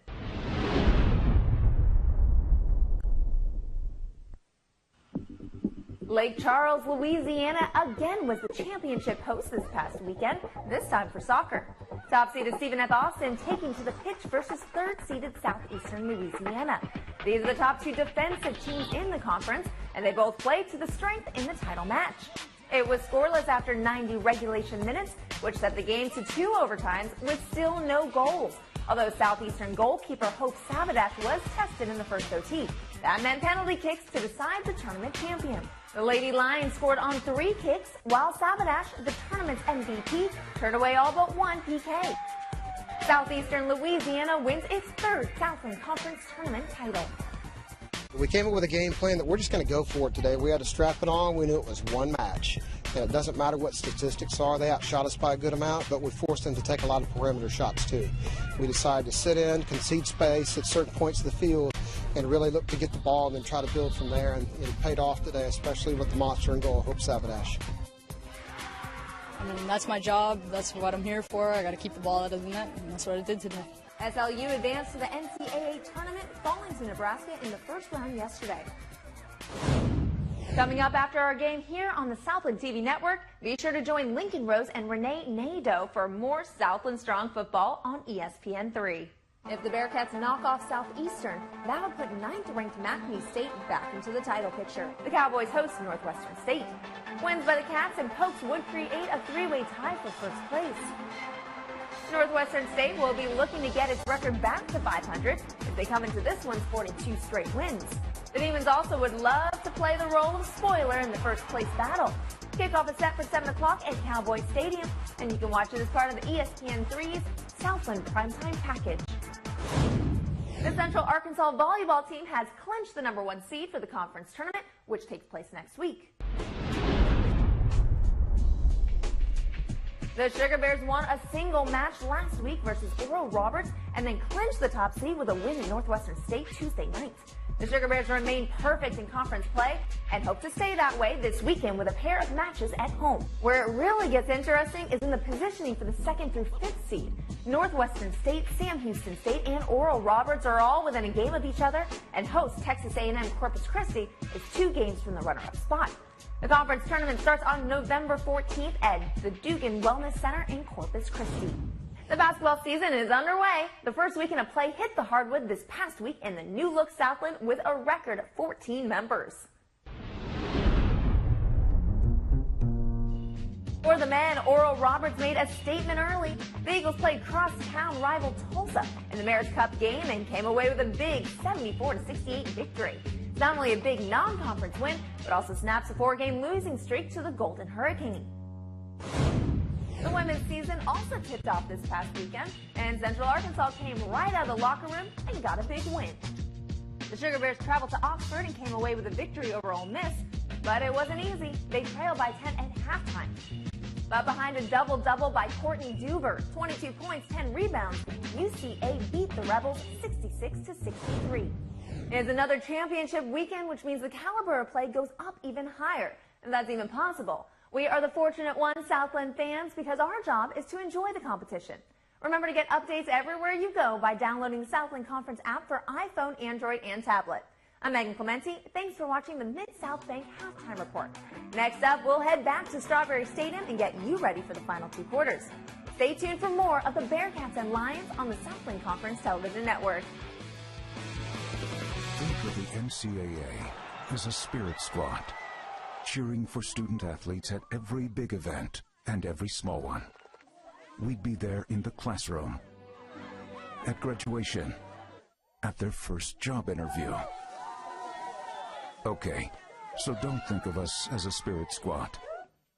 Think of us as a mascot. Well, just know we're always there for student athletes.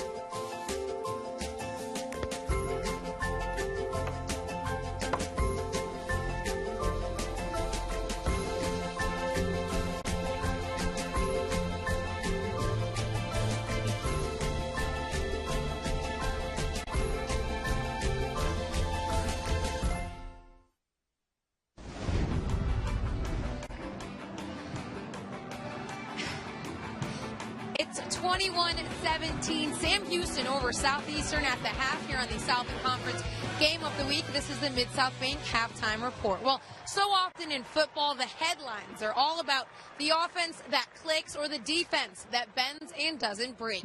But ask any coach and they'll tell you much of that success, well, they wouldn't have it if not for a solid special teams. Katie Morris has a story on Southeastern. And, of course, the ever-dangerous Roberson. And here is Roberson, and down the stripes he comes. If you know anything about a Ron Roberts coach football team, it's the special teams that are indeed special. We try to get our best players on it. It's one of the biggest places where you can flip a field position in a hurry. You can make a 40-yard gain on one play, or obviously you can prevent them from making that. And so it's a huge part of extension of our offense, defense, and setting people up for a great field position to get their job done. This year, the Lions special teams, under the watchful eye of special teams coordinator Chet Pogelish, have put up some amazing numbers. For instance, if you were running late to the Lions Central Arkansas game, you missed the fireworks as sophomore Xavier Roberson took the opening kickoff 90 yards for the touchdown. It was Roberson's third special teams touchdown for this season and the fifth of his career. Currently, Roberson leads the nation in kickoff return average. Special team plays a big role because it gives us good field position, and also I'm just used to special teams. I've played special teams in high school, so I always wanted that to impact my game. He is a very special kick returner, and I think our personnel on that unit understand what type of player he is. They understand no matter what scheme that we have, if we get a hat on the hat, X has a chance to take that ball to the house. He's an explosive player anyway. When you put him back there, but he's got a special knack for vision on kickoff returns. On the flip side, going into Week 11, the Lions coverage team has not given up a punt or kickoff return for a touchdown. And Southeastern is only giving up an average of 18 yards per kickoff return and 11 yards per punt return. I think one thing you'll notice is we have a lot of kids that contribute in special teams, and it's not just our backups per se, but our starters are just involved in special teams as there is anything else. And I think you hit on the head. It's how our Ron Roberts football team is played. I've been with Coach for 7 years now, and we've always had a strong emphasis in special teams. Another special part of special teams has been the play of the Lions senior kicker Seth Sebastian. Seth is having an exceptional year, going 9 for 9 on field goals and 50 of 51 on extra points. Special teams are very important, and I know that I play a huge part in it, and every time I go up, it's for points. So I figured if I have to, I have to be perfect, so I try to just do my job. Seth is a year older. I think he's got a lot of confidence in the guys up front. I think he's got a lot of confidence as holder. I think he's got a lot of confidence in the snapper. I think he's doing a good job during practice of making sure that he peaks on Saturday. For the Southland Conference Network, I'm Katie Morse. Thanks, Katie. Both Southeastern and Sam Houston, two teams looking to make a run and land here. The FCS Championship game hosted again by the Southland Conference. The game will be played in Frisco on January the 4th in Toyota Stadium. For ticket information, visit ncaa.com/FCS. Well, with that, Randy, let's go on up to you in the booth as you are joined by the Southeastern University president, Dr. John Crane. I certainly am, Aaron. Appreciate that. You just saw the information there for the national championship game. This guy would love to see the Lions playing in that game. Dr. Crane, good to see you. And talk about just the atmosphere we're seeing here today. The success of your football program means a lot for this community. It's absolutely tremendous. The energy, the enthusiasm is great. It gives our student body, our alumni, our campus community, and the regional community something to really rally around. So it's wonderful. You and I were talking just a few moments ago saying, the weather has really cooperated too. Game days here in Hammond have been terrific this season. Absolutely beautiful weather at every game, and like today we have great group for tailgating, wonderful place for tailgating in Friendship Circle under the oak trees, so it's a great environment. When you're driving around the near campus, and I was today driving in to cover the ball game, all the businesses have the school colors out saying "Go Lions." How does that make you feel as the president of this university? Oh, I'm very proud of the university, really proud of our football program, the student athletes, our coaches. Everyone's done a wonderful job this year. All right, success in football, but you've got a lot of other things going on as well. Let's talk about the construction of the new student union, the center, and what that means for this university. I know construction is underway. I believe we have some video of that as well. That means a lot, doesn't it, for these students? It does. It's a great asset for the campus. We'll open the new addition this spring semester in January. It's a good looking building right there. About a $34 million addition. Our students, said that they really wanted some additional amenities and services, and so we're going to open this spring. It'll be a great addition to the campus. I know they're looking forward to that, and new different degree plans as well that you're expanding that area. Yeah, we've got some new degree programs that have come online recently. We have a Doctor of Nursing practice that's really going along very nicely. Have a new baccalaureate degree in information technology. So some great things happening on the academic front as well. Very good. Always good to catch up with you. Dr. John Crane, president of Southeastern Louisiana. Enjoy the second half. And congratulations on a great season to this point. Thanks. All right, right now let's toss it back down the sidelines. Aaron Cofield with more. Aaron? Thanks, Randy. Still ahead on the Mid-South Bank halftime report. I will speak with the Southeastern head coach, Ron Roberts. We'll also have first half highlights and stats. It's all coming up. It's 21-17. Bearcats on top of the half on the Southland Conference Game of the Week.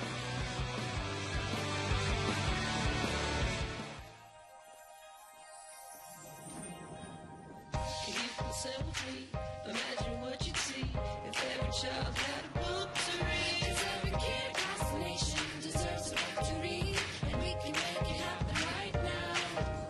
No, I don't know what you've been told, but kids with books learn so much more. So the mission is for us to get a book to each and every child. So let's join hands, book people unite. Unearth hidden passion. Come on, we'll have a good time. Seeds of inspiration to motivate some magic. To change the writing on the wall. Writing on the wall. And make a difference. One look and smile. One look and it's gonna make helps to change a life. Read to a child today and spark a lifetime of ambition. But it would be safe to keep your distance until the no secret that makes you smile. Reliable sources say that chicken soup has found their way out of this.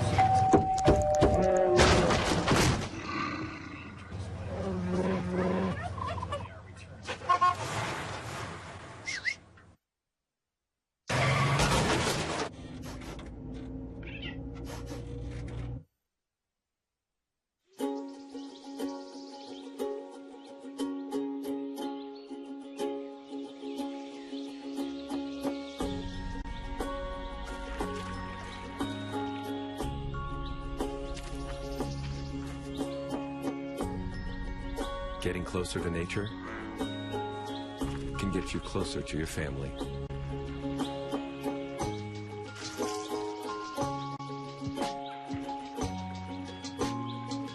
Go to discovertheforest.org.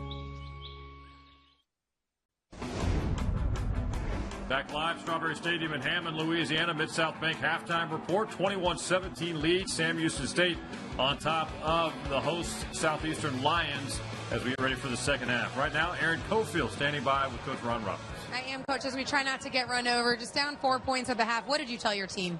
I thought a lot of things went in their favor in the first half, and us to be sitting down, 21-17. They really kept the ball away from our offense, but I think our kids are playing hard. We made some mistakes in defense. I don't think we played really well, and I thought that this third quarter is going to be huge.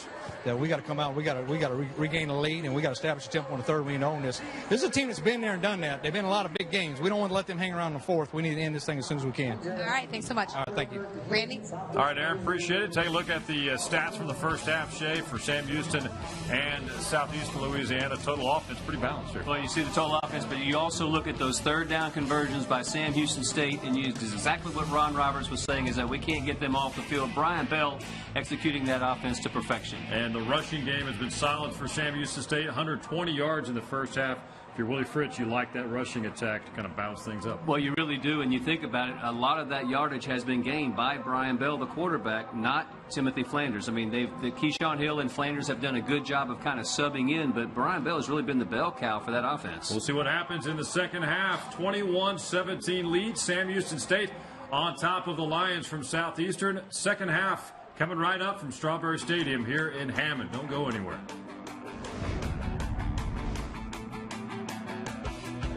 At Sam Houston State University, you can turn dreams into reality.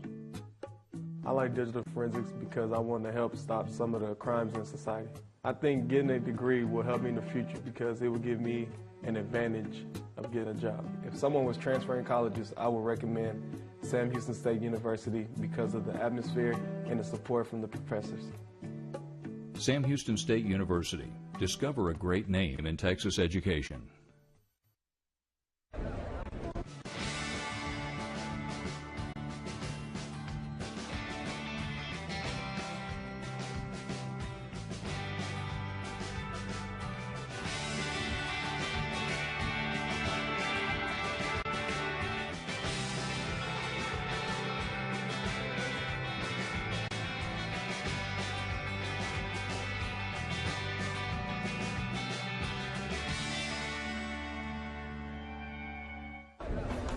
The game of the week on the Southland Conference Television Network, brought to you by Mid-South Bank, the official bank of the Southland Conference. It's time to love your bank.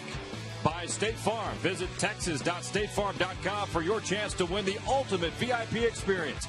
And let State Farm help you get to a better state. And by Jostens, the official championship ring provider of the Southland Conference. Jostens, the ring of champions.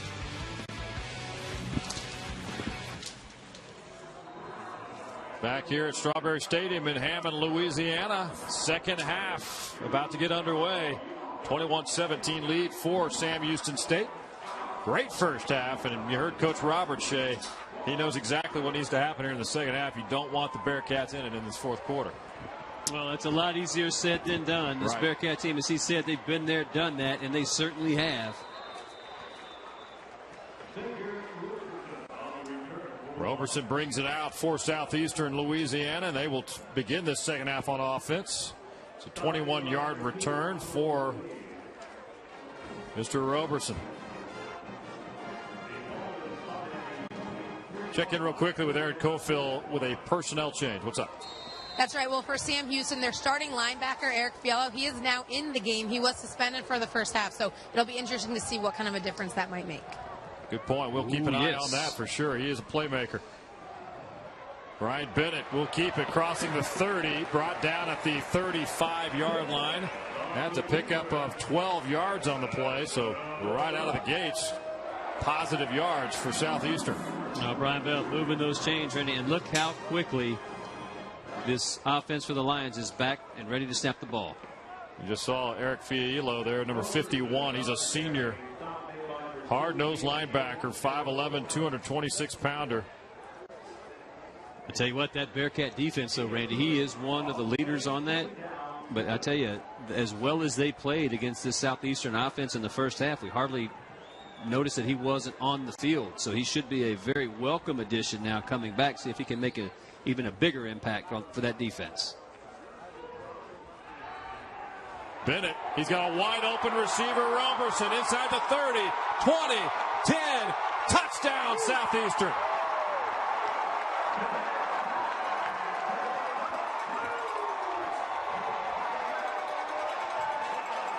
Well, this is an explosive offense. And we have been talking about it all game, and we have seen them make big plays and gain chunks, but none bigger than this one, Randy. Brian Bennett finds a wide open Xavier Roberson. He well executed there. Once he had open room, you're not going to catch that guy at all. 62-yard touchdown. Bennett to Roberson. Point after by Seth Sebastian is up and good. And how about this start to the third quarter in Hammond? Southeastern has taken the lead 24-21 over Sam Houston State.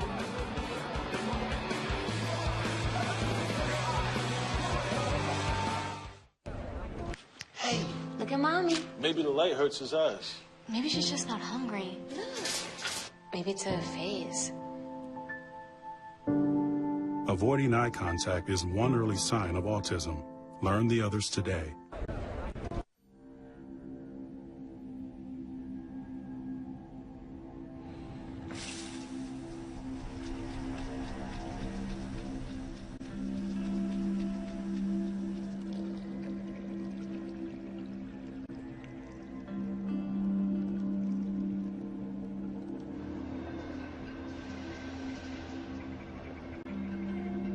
When some people struggle with their mortgage payments, they become frozen, petrified.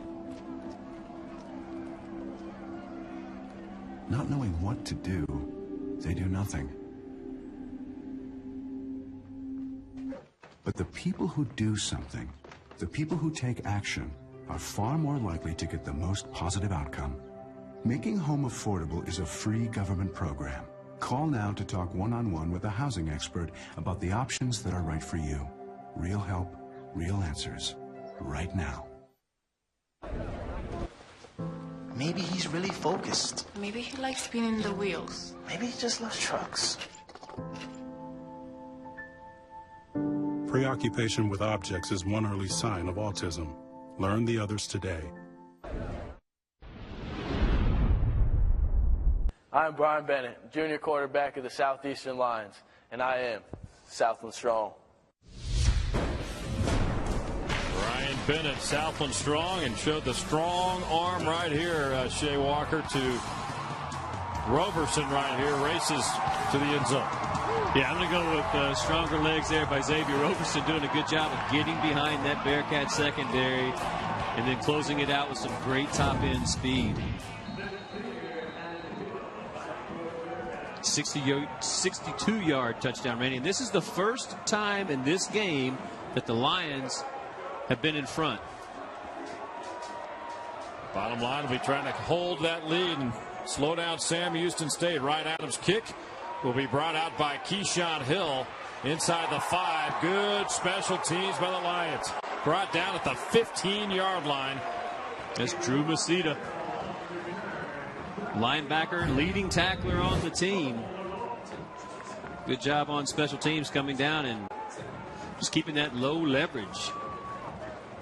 A little credit there to Cole LeBlanc, too. He was in there, the freshman, helping out the cause, along with Masita. This Lions sideline is fired up there. 24-21 lead. Early third quarter here in Hammond. Bearcats. First look on offense here in the second half.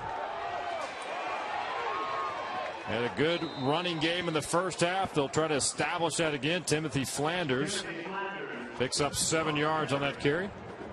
I'll tell you, John Trotter, Zach Stevens did a great job for that Bearcat offensive line to open up a seam, and Flanders picks up 7 yards on first down. Brian Bell pass is tipped. Hung in there. It's Isaiah Corbett. Yeah, Corbett got his hand on it there. I thought for a chance there, it could have been close to an interception, but he does a good job of deflecting the ball, Randy, because Brian Bell very alertly just trying to pick up a few yards and the first down. Tried to get it out to his tight end, Reagan Henderson, but Corbett goes up and deflects the pass, and so now you've got third and a healthy 4 yards for the first down. The 21 fans are on their feet here on the Lions sideline. In the stands, they are still full here. Good crowd. Flanders to the 25. Wow. Let's see where they mark it. This is going to be really close here. He may have enough, and it may just be by the nose, and they are waving the chains forward. But Flanders, you talk about a powerful run right there to pick up the first down. Now the fans are booing. They didn't like the spot, but he's tough. 11 carries, 38 yards for Flanders. Yeah, you won't see a tougher run than the one that he just did to pick up the first down. He went through 3 Lion defenders. Change move, 1st and 10 now from the 25. Brian Bell, he'll keep it. Picks up close to 4 yards. Yeah, Greg Tria from that nose guard spot chasing it down. You know, you look at stats on Greg Tria, the nose guard. 91. He's 6'2", 270 pounds. He's got 4 sacks on the season and 16 total tackles. And I love that because you know what he's doing? He's tying up offensive linemen left and right, and getting penetration and doing exactly what you need to do from that nose guard spot. You just saw the numbers there on Brian Bell, 162 yards of total offense. Bell looking deep. Williams around the 40. Pass is broken up. Good coverage there. That's Maurice Sutton for Southeastern. Now both quarterbacks today have underthrown receivers because Torrance Williams was out there. He was behind the defenders, and he had to slow down and wait on that ball just a little bit. Brian Bell needs to air that one out. Get that out there, let the speedy Torrance Williams get underneath that. That would have been a big play, but broken up, as you said, by Maurice Sutton. He's got 3 interceptions on the year, and 2 of those he's returned for touchdowns, so be careful throwing that direction. 3rd down and 7 from the 28-yard line. Pressure on Bell, down he goes at the 17-yard line. Couple of Lions in there on the stop. Jeremy Williams was there, so was Isaiah Corbett. When you talk about the size of these linebackers for Southeastern, Isaiah Corbett, 6'1", 250, but that's him right there, number 6. Look how quickly he gets into the pocket and just swarms over the top of Brian Bell. Loss of 8 yards. That'll force a punt here.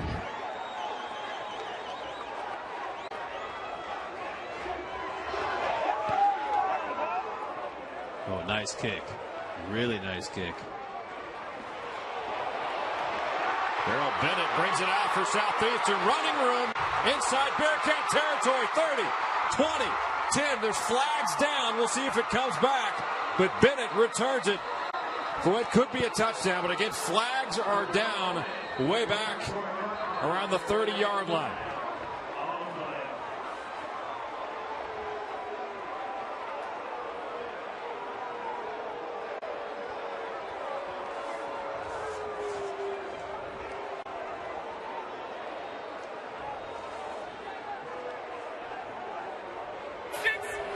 During the return, illegal block in the back.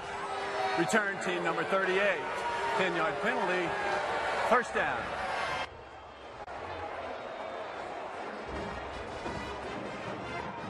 Now Ron Roberts hoping he had 6 there. Instead, it's going the other way.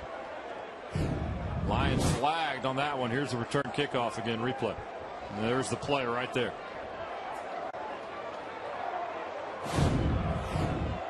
Good job by the camera crew picking them on that.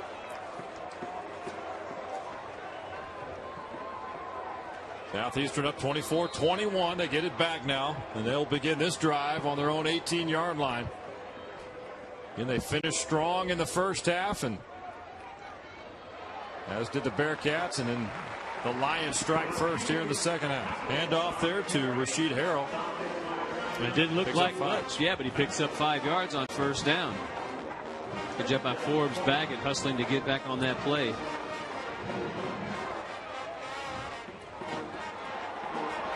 Bennett looking for the deep ball inside Bearcat territory. That was Marquise Hayes, the intended receiver. Haynes almost came up with that ball, Randy, and I don't know that the defender DeAndre Locke, Michael Wade, that's number 2. But look at this. He kind of gives up on the play, and Haynes continues to battle for it. He almost comes up with the circus catch. And tell you what, this Lions offense is going after the Sam Houston State Bearcat defense, taking some deep shots at him. Yeah, they found something they feel like they can attack. 3rd and 5 now. Bennett throwing the football again. They pulled the string on that one, Randy. He's trying. You can see right now he's talking to Rasheed Harrell, saying, "I thought you were going to go this way. You went that way, and when he went that way instead of this way, Brian Bennett spikes it in the ground." A little bit of this, a little bit of that. But give the Bearcat team defense now. Give them some credit. After what looked to be a great special teams play by the Lions, gets called back on that block in the back, and now they're set to turn the ball back over to the Bearcats. Matt McCormick will punt it away for Southeastern. Bearcats is made by Williams at the 45 of Sam Houston State, so Bearcats will be in good shape. And they will get it back here. 10:37 to go, third quarter. Great ball game here in Hammond. Lions lead the Bearcats by 3. At Mid-South Bank, we're dedicated to providing loans that allow our customers to achieve their business and personal dreams. That's one promise you can bank on. We're not just business associates, we're neighbors.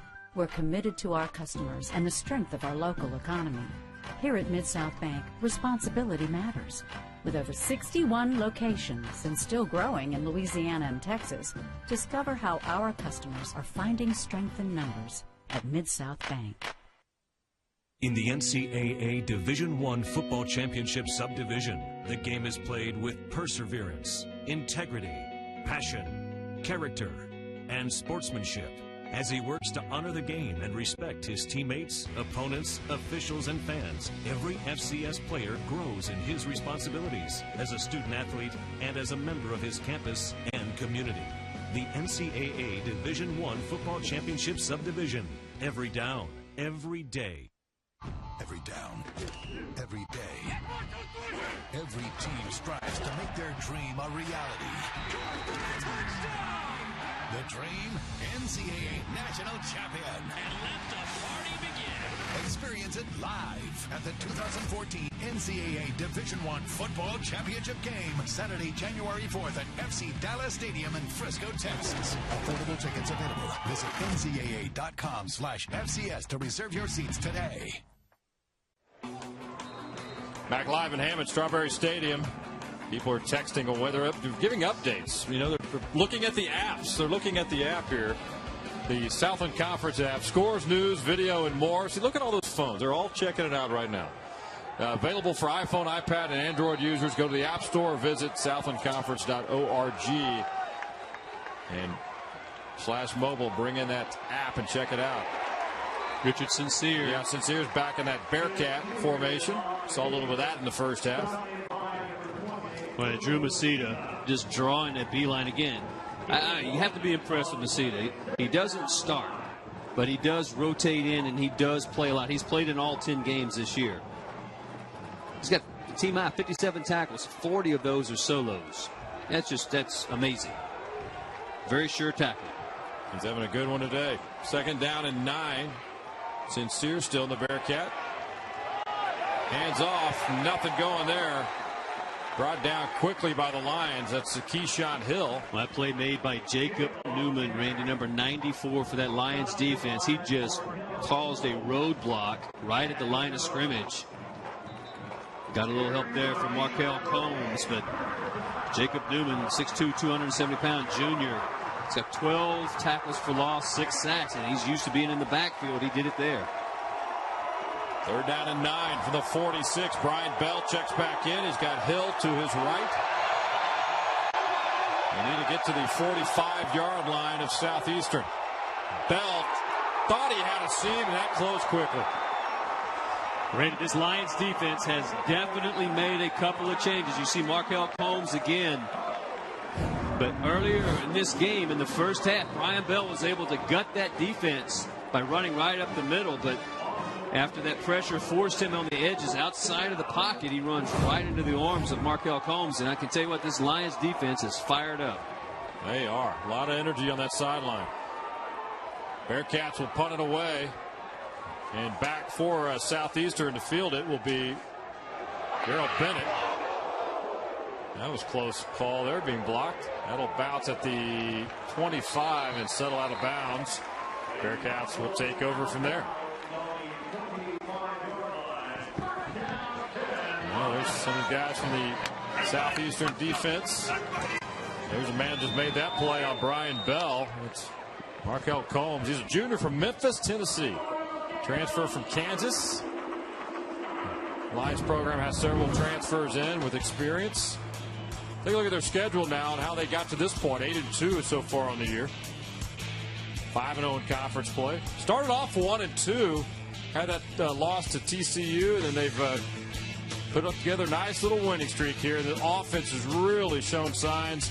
Again, 3 games of 56 or more. They had the 41-point win, 41-7 win at McNeese State.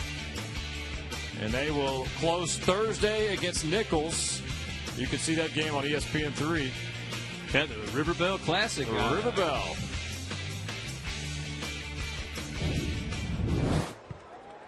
Seven-game winning streak for these Lions. As we mentioned, best streak since the early 60s. Player down around the 20-yard line.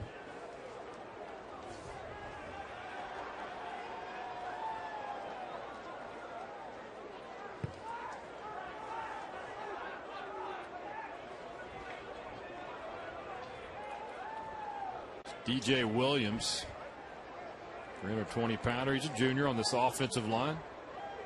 Check out that left leg of his. Training staff is out there attending to that right now. And they'll try to help him up here.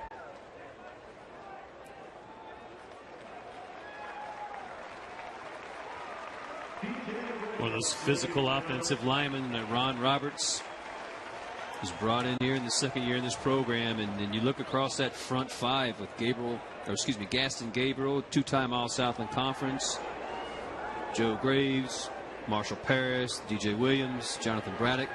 That's a very formidable front five, and guys that have created a lot of time and space for Brian Bennett and this bevy of talented skill position players for the Lions offense to continue to have big nights, as you said, Randy. A couple of games over 50 points, and they make it look easy at times.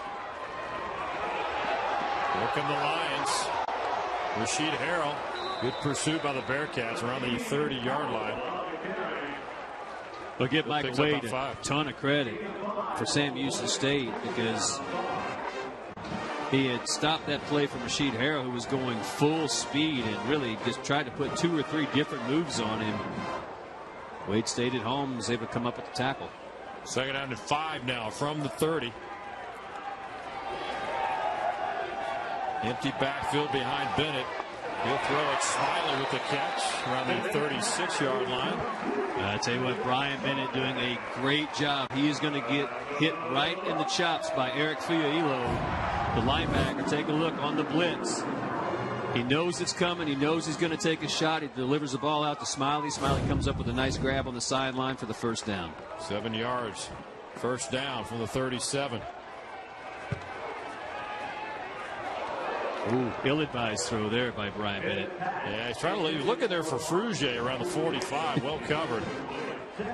That's what they call the bracket coverage. And you see there's a defender in front of Frugier and the defender behind him. And really no window at all for Brian Bennett to sneak that ball in.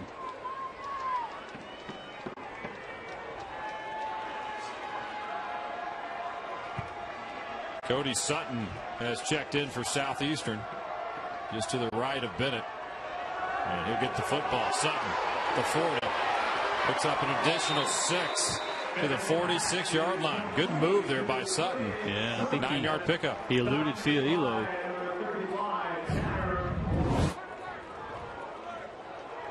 Yeah, it's just kind of a simple pass play right there. And you got to, in the open field, you've got to come up with that tackle. Eric Fiailo runs by him. Tanner Brock ends up cleaning it up, but puts him now to a 3rd and 1 for the Lions.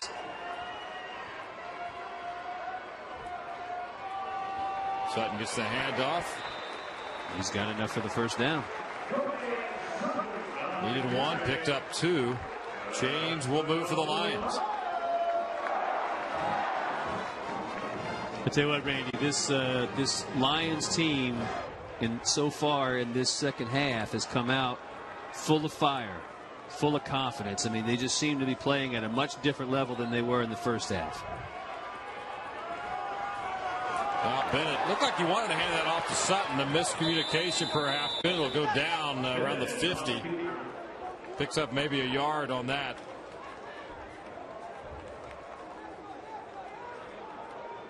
Kind of stuck it out there for Sutton. Wasn't quite sure what to do with it. So second down and 8. Give him 2. They'll mark in midfield. This time it is Sutton, and he is down quickly. Fiailo tracked him down from behind. You can see, Randy, that he had chased that play. Sutton hit it up on the right side of the offensive line, swung it back to the left. Fiailo stayed right on top of him, was able to drag him down. Got some help there from his high school teammate, Siona Latu. Well, they were thinking the ball came loose. The ground forcer caused that fumble, but Fiailo was pointing the other way, thinking they might get it. Not the case, though. So third down instead now for Southeastern. Bearcats defense trying to make it stop here. Bennett passes caught by Smiley at the 38. First down, Lions. That was a great grab by Smiley. Not sure that throw had a little bit of air underneath it, but Smiley just did a fantastic job against man coverage. Comes up with a huge play on third down. Smiley again with the catch. Had a good first half, kind of picking up where he left off here in the second half. Well, this Sam Houston State defense for years, Randy, again, it likes to put its cornerbacks on an island, man coverage, and that way they can bring a variety of different pressures up front on you. And right now, this Lions offense having a ton of success throwing the ball. Flags down. We had movement. We'll see who's. Everybody's pointing towards Sam Houston. Defense, number 92, unabated to the quarterback. 5-yard penalty. All right, let's go down the sidelines with injury update with Aaron Cofield here. Guys, I'm watching DJ Williams right now with the trainers. It is that left knee that they're taking a look at, but I'm told it is probable that he will return to the game. All right. They could use that big fella out there. Thanks for the update, Aaron. Appreciate that. 2nd down and 3 for Southeastern from the 31-yard line.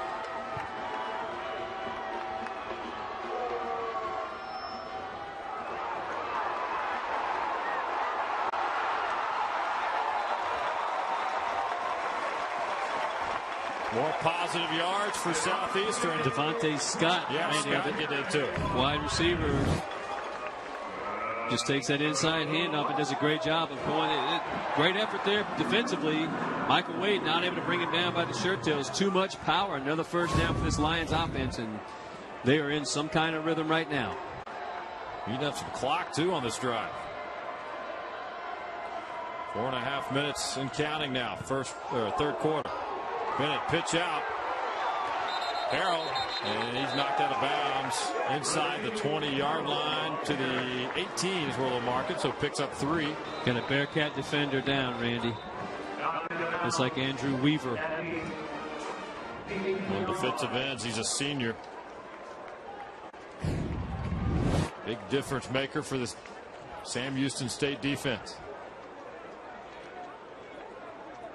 Hard to see it from that angle there. Tanner Brock ends up forcing Rasheed Harrell out of bounds. But Andrew Weaver, he's a stalwart on that defensive front for the Bearcats.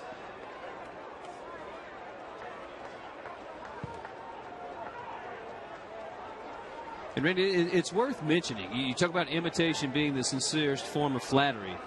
A lot of offenses in the Southland Conference have started to mirror or mimic what this Sam Houston State offense started doing under Willie Fritz 4 years ago.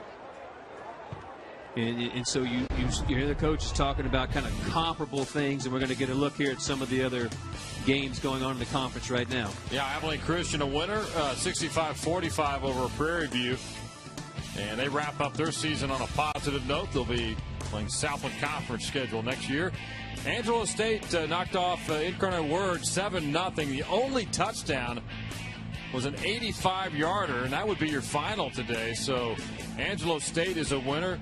UIW also will begin, just like Abilene Christian, conference play next year. Central Arkansas, third quarter, leading Nichols 17-3.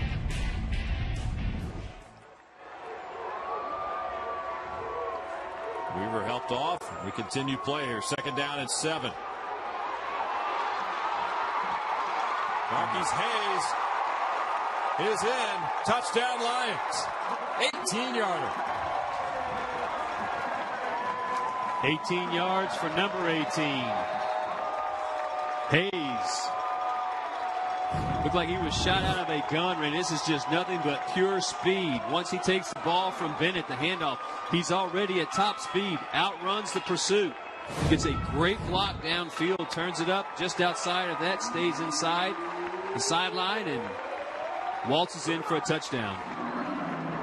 Big start to the second half for Southeastern. They have taken the lead and extend the lead now, 31-21 over Sam Houston State. 3:53 to go, third quarter here in Hammond.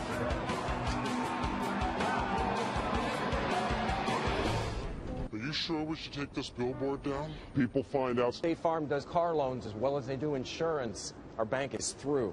Good point. Grab an edge. Look, there's 2 guys on the State Farm Borrow Better banking sign. No, for real, there's 2 dudes on the State Farm Borrow Better banking sign. Gentlemen, please get down from the State Farm Borrow Better banking sign. Bill, get the hose. Okay, he's getting the hose. All right, let's go. Want to borrow better? Contact your local State Farm agent about a car loan that could save you hundreds.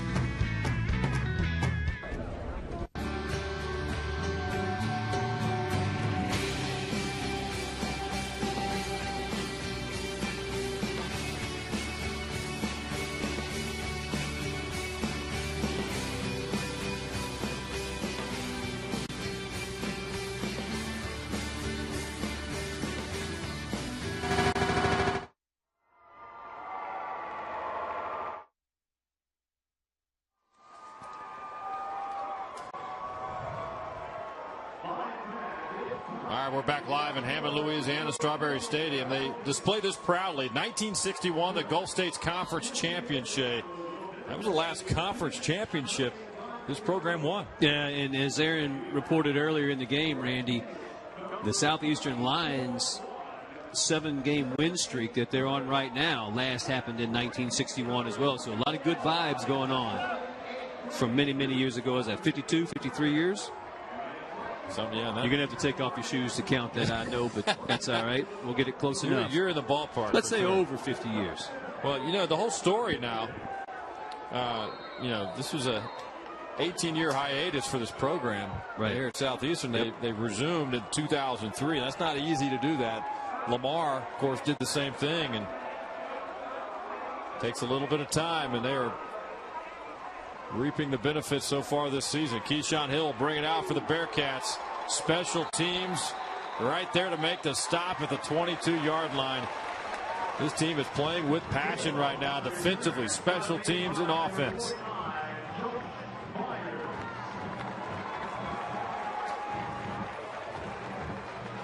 All of a sudden, a 21-17 lead shade halftime is gone, and Bearcats looking at a 10-point deficit here late third. Well, you know, you talk about that 10-point deficit, Randy, but also, too, this Bearcat team, I don't believe they've run more than 7 plays of offense in the third quarter. The Lions' defense has just been outstanding. Well, they found a way to, at least early on, at least here in the second half, to close the gap on those running plays from Brian Bell. He had a lot of success there in that first half. Bell will throw this time. Pass is caught around the 35-yard line. Torrance Williams brings it in. That's a nice safe play there. And Brian Bell rolling out to his left, locates Williams, working the sideline, comes up with the first down play on first down. It's a good positive play. Picks up 12 yards on the pass play from Bell to Williams. They'll push it out now to 35-yard line.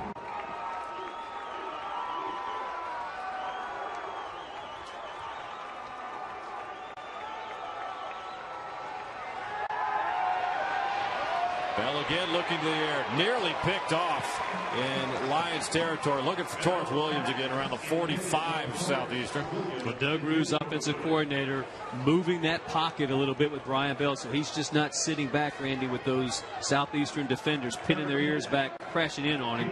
See the pocket roll out as he moved out, not able to come up with the completion, but it looks like something that this Bearcat offense is doing. However, Richard Sincere now checking into the game as the quarterback in that Wildcat formation. Timothy Flanders to his left. Sincere will keep. Turns left side. Flag is down around the 38. He's out of bounds around the 45. This is a good sell job by the Southeastern defender. It's going to be a holding call against Sam Houston State, Randy, and maybe we can get a offense number 74. 10-yard penalty. Replay second down. When Richard Sincere reversed field and started to run back to his left, you saw the defender for Southeastern just kind of raise his arm up like he was being held, so he kind of accentuated it, and that drew the penalty flag.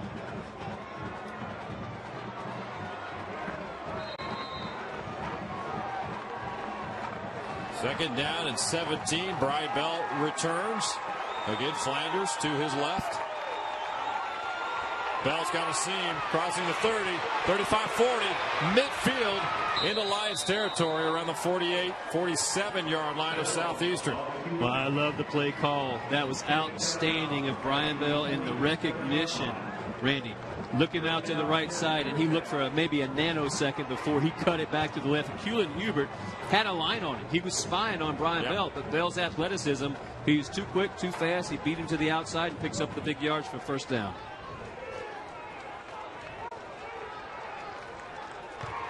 Bearcats now at the 47 of Southeastern. New set of downs, 1st and 10 now. Hand off to Flanders inside the 45. 3 yards for Flanders.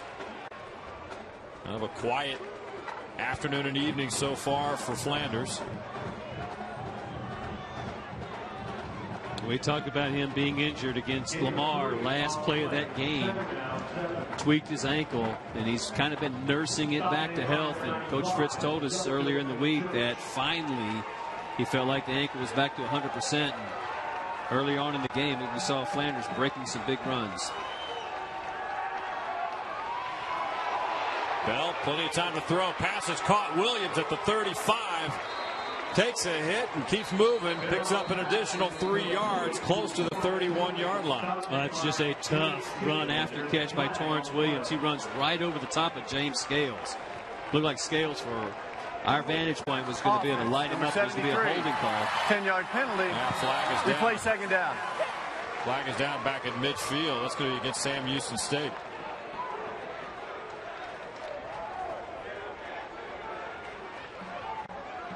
Oh, we've seen this Bearcat offense on these penalties, Randy, get put in some really long down and distance. Bell was able to convert on that the last time they had gotten the penalty. He was able to convert with the big run from scrimmage. Now it's 2nd and 17.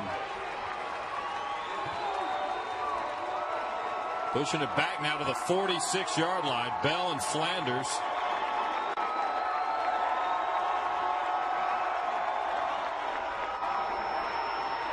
There's Flanders. Cuts it outside, shakes another tackle. Close to the 45-yard line. I tell you, just 9 yards. Yeah, just when it looks like he's not going to pick up anything, he picks up 9 yards. Impressive run. He kept bouncing that to the outside, making a couple of guys miss. Great pursuit, though, by that Lion defense. Still brings up a 3rd and long now for Sam Houston State. After that penalty, they still got to reach the 37-yard line of Southeastern. 3rd down and 8 now from the 45. Bell across the middle, right on the money to Richard Sincere. Takes a hit, keeps moving down to the 20-yard line, close to the 19. I tell you what, that was outstanding throw by Brian Bell. He knew where he was going, Randy. One read only, and he finds Richard Sincere. Sincere, outstanding job of catching the ball, securing it, knowing that he's going to take a shot from the safety coming down, and he held on to it. Absolutely. You knew that hit was coming. He took it and picked up extra yardage. Yards after catch, important there. They get it down to the 20-yard line. 1st and 10 now for Sam Houston State. This is a resilient drive by the Bearcats offense. Bell looking for the end zone. Oh, nearly brought in at the 5. Would have been a touchdown. Well, he had the pump fake, and Stephen Williams bit. Stephen Williams, the wide receiver, does not come down with this, but the pump fake by Bell freezes the defenders. Yeah, big game. You got to make that grab. Yeah, right at him. He wants that one back. A lot of separation there. Williams wide open. 2nd down and 10 now. 32 seconds left here in the 3rd quarter.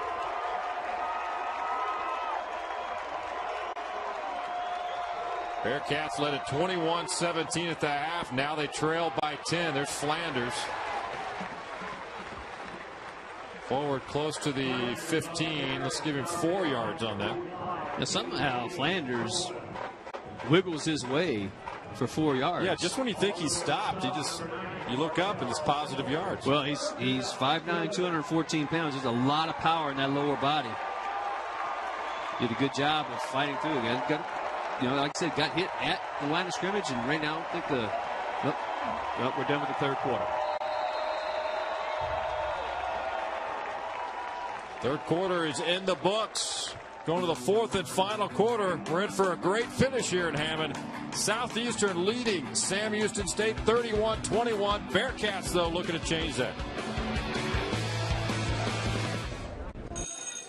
Don't look at me. Your hair's a bit frizzy today. Aww, you should pick that up. Every day, kids witness bullying. For you. They want to help, but don't know how. Teach your kids how to be more than a bystander. Visit stopbullying.gov. Thanks for calling the GED Pep Talk Center. Jerry Siller speaking. Your level 7 in-your-face pep talk. I can keep pushing you. Believe me, I'm good at it. But at some point, you're going to need to start pushing yourself. So once you've got your GED diploma, you'll feel so good about yourself. You tell them. You can't change your past, but you can definitely change your future. That makes me so happy, I'm ready to bust out a dance. Mr. Trejo, they transferred this guy to you. My gentle technique isn't really working. You need something a little more persuasive. Yes. You listen. and you listen good. Hey, where's my sandwich? Terry? Terry! Take it from me, the King DMC. It's a real cool thing to get your GED. Get that diploma! Now hold on and we find you free GED classes. Capiche? Whatever motivation you need, we've got a pep talk for you. Get your GED pep talk and find free classes at yourged.org. People think I'm trash, but they're wrong. Today I'm just an aluminum can, but one day I could be a stadium.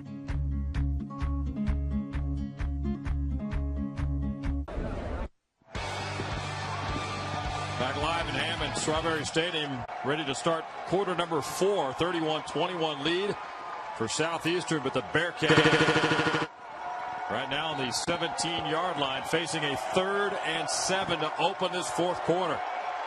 Lions fans on their feet here.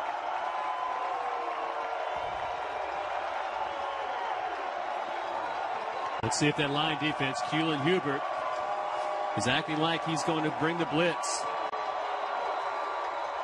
Bell will throw it up. It's intercepted. He was looking for Keyshawn Hill, and it is going the other way instead for Isaiah Corbett. And he's brought down inside the 20-yard line. Brian Bell wanted Keyshawn Hill, but Corbett was right there to take it away. But Randy, this is a play that you absolutely know that Ron Roberts in the Southeastern defense has scouted time after time after time, watched the film, feeling extremely comfortable where this play is going to go, and it was read perfectly by Isaiah Corbett. And how about the play by the hustle by Keyshawn Hill to run him down from behind to keep him from scoring a touchdown. But this Lions defense playing huge in the second half of this game. Very clutch play. Brian Bennett. Hands it off there, so what a way to start this fourth quarter. Rasheed Harrell with the carry there for the Lions. Take a look at it again. Just trying to dump it over the outstretched arms of Corbett to an open Keyshawn Hill, but not enough on it. He went upstairs to get it. 2nd down and 7 now from the 16-yard line. Roberson on back-to-back carries. Picks up 3 on first down, picks up another 3. How about this backfield, Shay, of Rasheed Harrell and Xavier Roberson, both sophomores. Yeah. Putting up the numbers they're putting up this year. They're doing well. Cody Sutton also, we've seen him playing a little bit in this game, and it's Coach Ron Roberts saying it. He wants to go with the hot hand and who's the freshest. Right. Yeah, Sutton's only a junior. 3rd down and 3. Bennett will keep.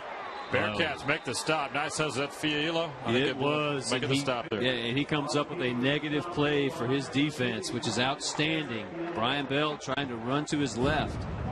Excuse me, Brian Bennett. Wrong Brian. Brian Bennett, clearly a design run, and Fialo just takes a line and a target to him, stops him, and brings him down for a 2-yard loss, forcing a field goal attempt here. Matt McCormick will line it up at the 21, so this is a 31-yard field goal. Actually, that was Seth Sebastian with the field goal attempt. McCormick was the holder, and it's up and good. 34-21 lead now for Southeastern. That's the second field goal of the game by Southeastern. They are a perfect 11 for 11 on the season. Making the most of those opportunities for sure. Ron Roberts and his Lions increase their lead to 13. Check in with Aaron Cofield. Latest on that, mascot challenge, right?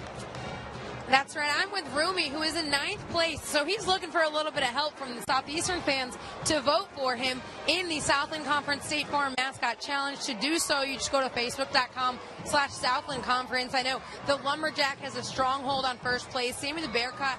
He's in the top 5. He's the defending champ from a year ago. So this is the final week of voting. We will announce the winner during next week's broadcast. Now, the winning school will get $1,000 for their spirit program. All right, Aaron, appreciate that. Rumi. I wonder if Aaron has hair envy. Look at that mane on Rumi. 5,000 for the winner. There's your defending champion. Same with the Bearcat. He's got work to do. He's in 4th place. He's got a little bit of work. Remember, he closed late last year. Bearcat fans rallied. But speaking of rally, it's Bearcat offense been held scoreless in the second half. Ryan Adams with the honors, and Richard Sincere will bring it out for the Bearcats. And he hops his way down close to the 25-yard line. So Sam Houston State will get it back on offense. Just moments ago, they were close to perhaps a touchdown, maybe a field goal. They were definitely inside that red zone, and the big interception return leads to a Lions field goal. I mean, it's kind of one of those things. When it rains, it pours. You're on the road. You're playing the #1 team in the conference, undefeated team in the conference. And Brian Bell had a great play, and he got it out to Stephen Williams. He wasn't able to come down with that catch, and then you go 2 more plays, and you get the big interception by Isaiah Corbett. So the Lion defense hung in there tough, turned the momentum around. 1st and 10 now from the 23-yard line. Bell will hand. Well, keep it, actually. Make the handoff to Flanders. Nothing there. Good reaction there for that Lions D-line.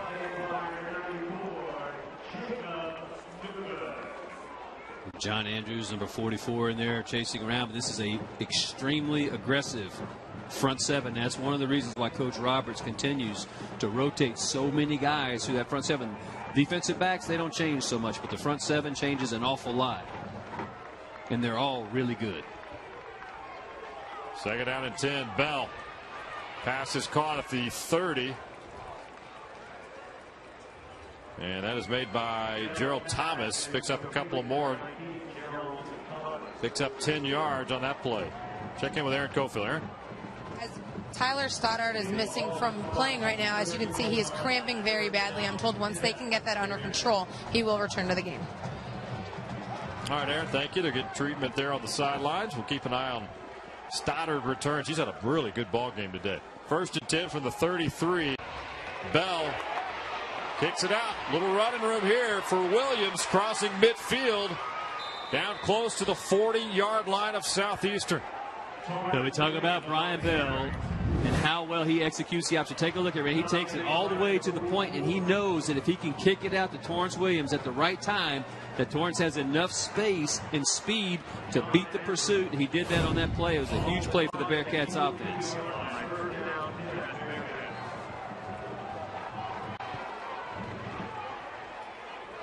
Williams run, takes it to the 42. Brian Bell's got room up the middle.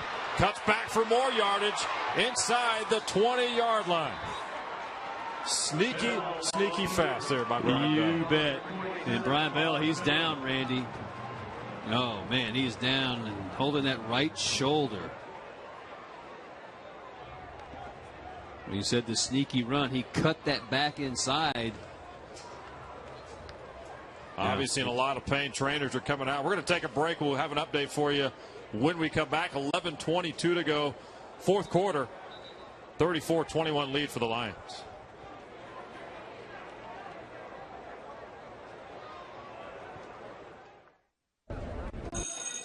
Don't look at me. Your hair's a bit frizzy today. Aww. You should pick that up. Every day, kids witness bullying. Poor you. They want to help, but don't know how. Teach your kids how to be more than a bystander. Visit stopbullying.gov. Thanks for calling the GED Pep Talk Center. Jerry Siller speaking. Your level 7 in-your-face pep talk. I can keep pushing you. Believe me, I'm good at it. But at some point, you're going to need to start pushing yourself. See, once you've got your GED diploma, you'll feel so good about yourself. You tough. You can't change your past, but you can definitely change your future. That makes me so happy I'm ready to bust out a dance. Mr. Trejo, they transferred this guy to you. My gentle technique isn't really working. You need something a little more persuasive. Yes. You listen, and you listen good. Hey, where's my sandwich? Terry? Take it from me, the King DMC. It's a real cool thing to get your GED. Get that diploma! Now hold on and we'll find you free GED classes. Capiche? Whatever motivation you need, we've got a pep talk for you. Get your GED pep talk and find free classes at yourged.org. People think I'm trash, but they're wrong. Today I'm just an aluminum can, but one day I could be a stadium.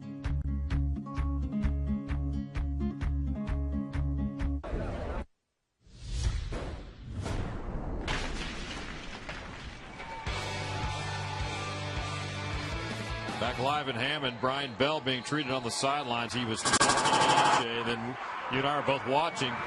Looked like he was okay, but then he went down to the turf again here. He was obviously in a lot of pain. And he had walked off, Randy. He had gone a good 15, 20 yards, and then he just stopped and sat right back down and had to get more treatment from the trainers and before they were able to help and actually get him off the field.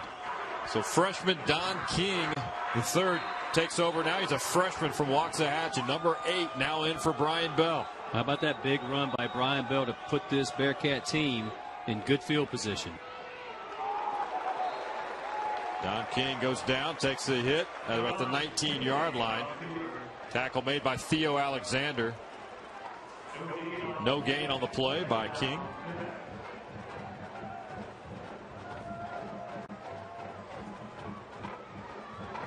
There are the numbers this season. Of course, Brian Bell's been out there. Limited playing time for King. Timothy Flanders to his right. Second down and 10 from the 18-yard line. Don King is looking at the receivers, trying to get the formation right.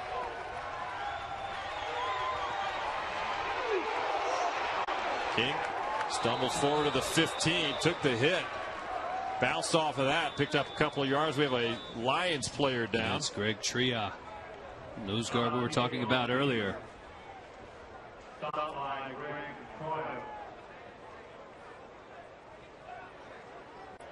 There's Brian Bell being treated by the training staff. Taking a look at that right shoulder area, it looks like. Well, when he was down on the ground, Randy, he was writhing in pain. And he was not moving his right side, right shoulder at all. And again, with an injured Lion, Greg Tria down.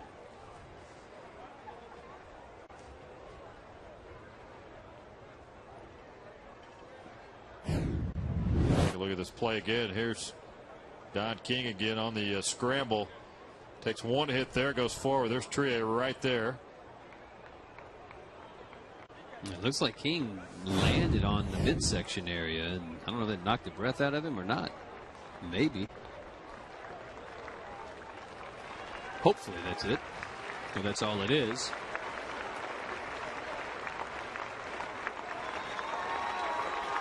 That's the applause from the Lions fan base here.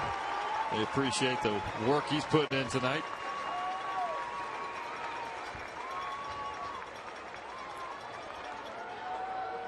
So he'll be helped off and treated on the sidelines. Third down play now coming up for Sam Houston State. Lions defense trying to make the stop. 3rd and 8 now. King still out there. Bell continues to be treated on the Bearcat sideline. Timothy Flanders to the left of Don King.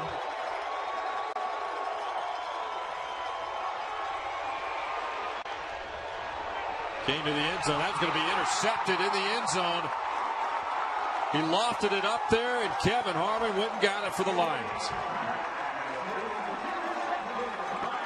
Well, it was good coverage by the Southeastern defense, Randy. And you see Don King, he's going to throw a little bit of a wobbler up there, and he just didn't put enough behind that ball to try to make it out to the corner. It was great coverage. You see 2 Lion defenders on either side of Gerald Thomas, and Kevin Harmon comes up with the pick. Lions defense makes another stop here. 13-point lead here at home at Strawberry Stadium. The SLU chants from the stands here from the Southeastern fans.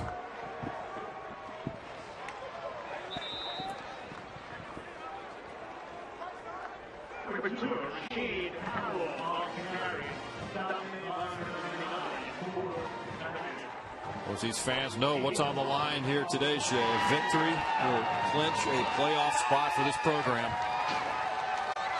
7,302. That's the largest crowd here since the 2005 season. Turned out in big numbers today. And Vogel. There's Bennett. He's got running room again. Crossing the 40, 35 to the 40. And he is brought down by Shelby Davis. Big gainer by Brian Bennett. Well, Brian Bell, we have seen him for the Bearcats have great success with that zone read play. And right now you see Brian Bennett doing the same thing for the Lions offense. Averages 6 yards a carry. 76 yards a game on the ground. 23 touchdowns on the season. You know why he's on that Walter Payton watch list. That run gets it out to the 41-yard line. More importantly, keeps that clock moving here. 9-minute mark, fourth quarter. Hand off to Rasheed Harrell. Fiello on the bottom of that tackle again.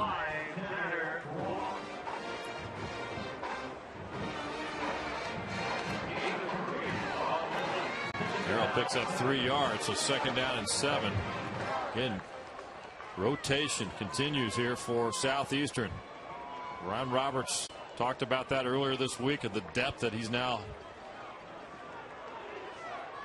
has on the offensive and defensive side. He's got plenty of guys he can rotate in and keep them fresh. And off again to Harrell to the 47. Another 3, maybe 4 yards. And Harrell doing a good job of keeping those legs moving. Jarrett Brown was wrapped around the defensive end near the line of scrimmage, but he still continues to power forward and get positive yards.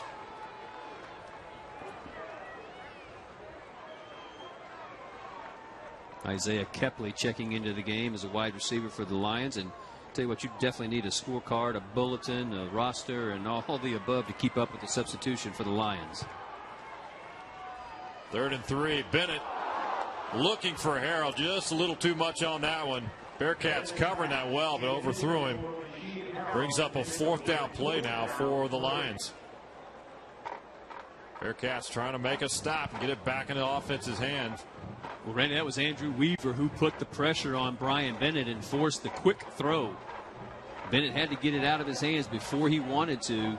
Again, similar play of just kind of slipping the guy behind the linebacker, but Jarrett Brown, Andrew Weaver doing a good job of getting in the face of Bennett and forcing the 4th down. Quick kick by Bennett. Oh, he missed that one. Yeah, that's not what you want. That's going to bounce out of bounds at the 33-yard line. And he's looked, Bennett's pointing to himself. That's on me. That's on me. All right, there's a shot of Brian Bell right there. That is not a good sign. Shoulder pads are off. We'll get an update for you when we come back. 34-21, Southeastern leading Sam Houston State here in the 4th.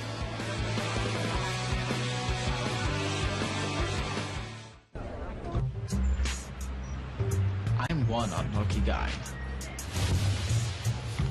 The chance of being involved in a robbery is 1 in 757. The chances of being struck by lightning, 1 in 750,000. Please fasten your seatbelts for unexpected turbulence. The chances of being a victim in an airline crash, 1 in 29 million. Hey, could I get some peanuts? The chances of being involved in a car crash are far greater than lightning strikes and plane crashes. And if you are texting while driving, your risk of crash increases 23 times. Now, I may be an unlucky guy, but I don't have to be part of that statistic, and neither do you. Drive responsibly.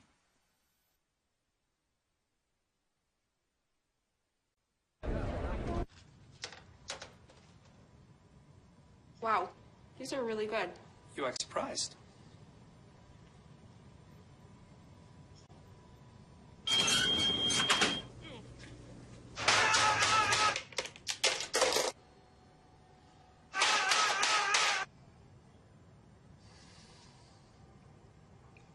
Practice makes perfect. You don't have to be perfect to be a perfect parent. There are thousands of teens in foster care who don't need perfection. They need you.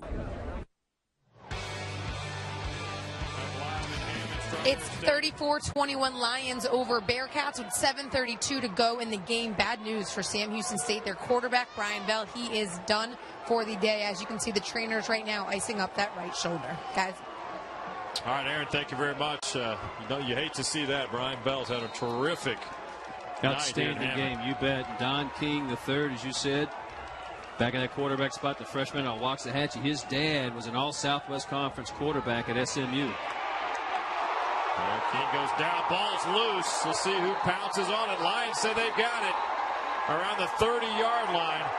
They're running off, and the officials are giving it to them as well. Costly turnover for the Bearcats.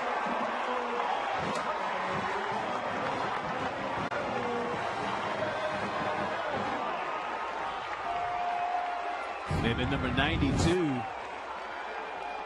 Ivan Abernall, that came up with the ball. Again, big rotation. That was Big Ivan. I'll tell you, Randy, with 7 minutes, 24 seconds left in the fourth quarter, huge turnover. Cody Sutton in the backfield now for the Lions. Who'll get the carry. At this point, they want to eat up as much clock as possible as we hit close to the 7-minute mark, fourth quarter.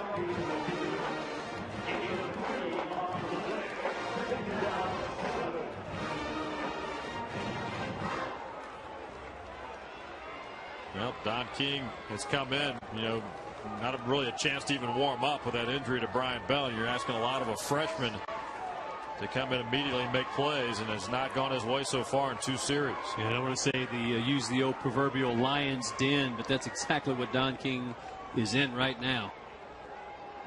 Oh, what a move. What a move. Well, he would have been stopped in the backfield, and Sutton eluded that, got picked up a few yards. Yeah, Forbes Baggett had a shot at him and just caught air.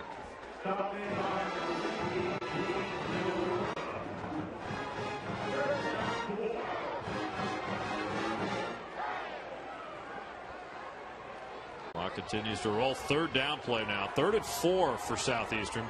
Bearcats really to make a stop here. First time we've seen this formation in the backfield, Randy. Bennett instead keeps and brought down immediately at the 25, so a loss of 1 yard on that play. 4th and 5 now. James De La Rosa in on the tackle. One of the other freshmen playing for this Bearcats defense. Bearcats call a timeout, so they've got 2 left, all 3 left for Southeastern. 6:05 to go here in the 4th. Where are you going to be next week? Take a look at the schedule for next week. Starting Thursday now. We got Nichols paying a visit here to Hammond to take on the Lions on ESPN3. You and I will be up in Conway, Arkansas. Sam Houston State's trip to UCA, and if they can't rally and win this one today, this next week's going to be a very big game for the Bearcats. Absolutely. With postseason hopes potentially on the line. Saturday, the doubleheader, 6 o'clock. McNeese at Lamar, also on ESPN3. Also a little volleyball championship match the following day on Sunday, 2 o'clock Central, also on ESPN3. Well, Randy, we've seen the Cardinals play a couple of times, and Ray Warder's doing a good job of getting those guys ready. Bill Bradley, defensive coordinator. Lamar, as you said earlier, started that program 4 years ago, and it's taken a little bit of time, but they're starting to get some pull, and they've got it's a good feeling when you watch that team play. They've not necessarily done in the win column, but they're not an easy win. I trust that you need to trust that because they're very tough and physical up front. 4th and 5. Pass is incomplete to Jeff Smiley. Bearcats catch a break. That was a catchable ball, but good coverage, and they'll get the football back on offense. And how many big catches have we seen Jeff Smiley make, especially in the second half, Randy? On the sidelines, on 4th down conversions, he's made those catches. One hit him right in the midst, and he puts it on the carpet. And Coach Ron Roberts will tell you it's never easy. Never easy closing out a game. And give the Bearcat defense a lot of credit for forcing that turnover on possession right there. And the fumble by Don King, pretty much in the same field position where they were. They just lost a little bit of clock. Another quarterback for Sam Houston State, number 15, Jared Johnson, now out there, also a freshman. There's Johnson from South Grand Prairie High School. He's a freshman along with Don King III. So Jared Johnson will get a shot here with the Bearcats. Johnson faked the handoff to Flanders, picks up 3 yards on the keeper. They were trying to strip the ball from him. He was no way he's going to give up that ball. Yeah. Nice physical run. That's a good way to get the jitters out. And there's a offensive lineman, let's say John Trotter, down on the 30-yard line.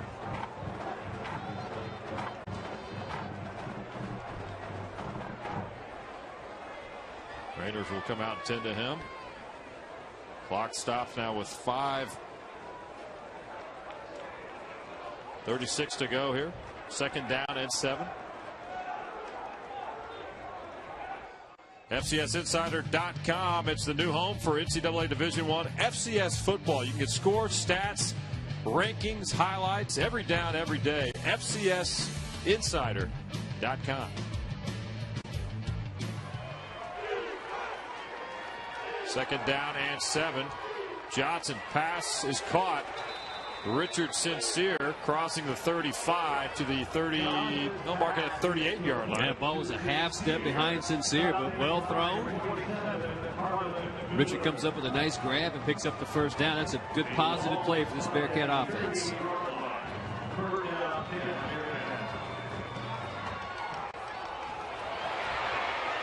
Pass is caught to Chance Nelson. He's got running room inside the 30.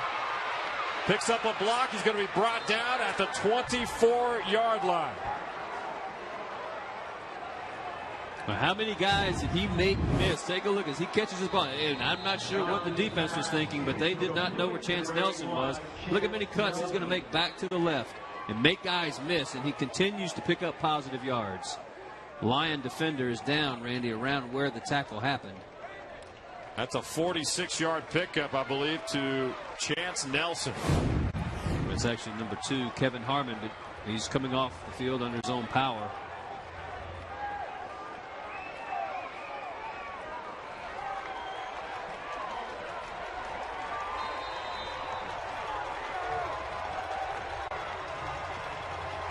Jared Johnson got the ball out quickly.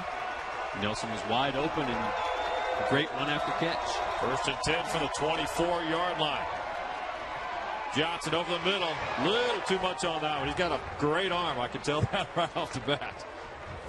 He does, and he looks like he has a lot of confidence as well because he's standing back there patiently. Just put a little bit too much on that particular play, but I like the way that he looks back in the pocket, kind of checks, goes through the progression. Keep in mind now, this is a outstanding Southeastern defense. This is a freshman quarterback who's not gotten many reps at live action. 2nd down and 10. That pass is dropped. Let's see who that was. That's is that Nelson. Nelson again? Yeah, that's a catch he needs to make, and he's used to making. Got to help those young quarterbacks out.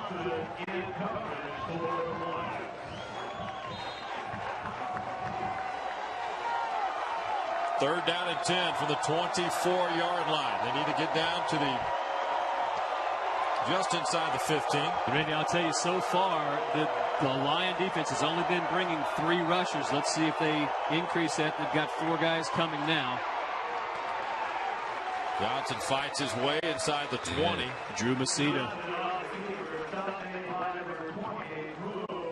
came right up at the tackle. Take a look at this.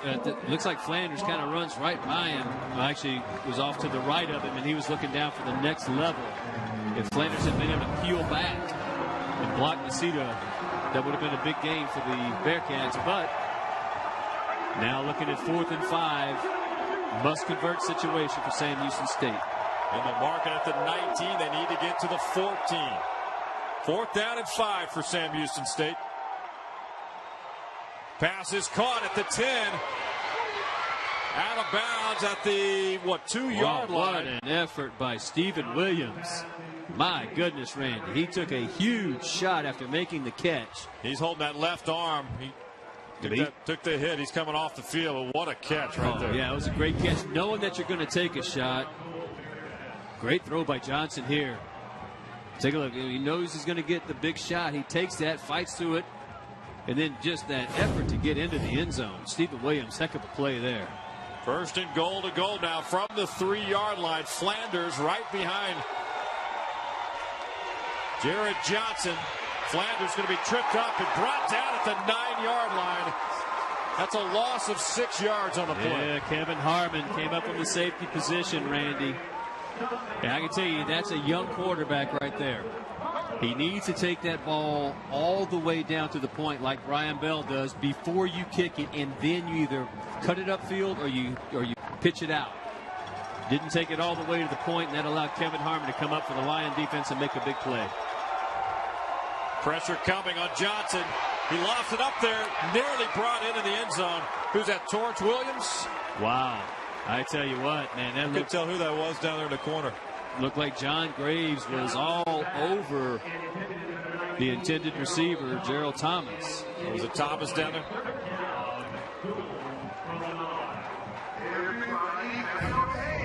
Take a look at this. Nice throw by Johnson. Well, a lot of jostling going on there. John Graves and Gerald Thomas. What? Man. All right, 3rd down and goal to go now from the 9. Again, pressure on Johnson. Down he goes at the 16-yard line.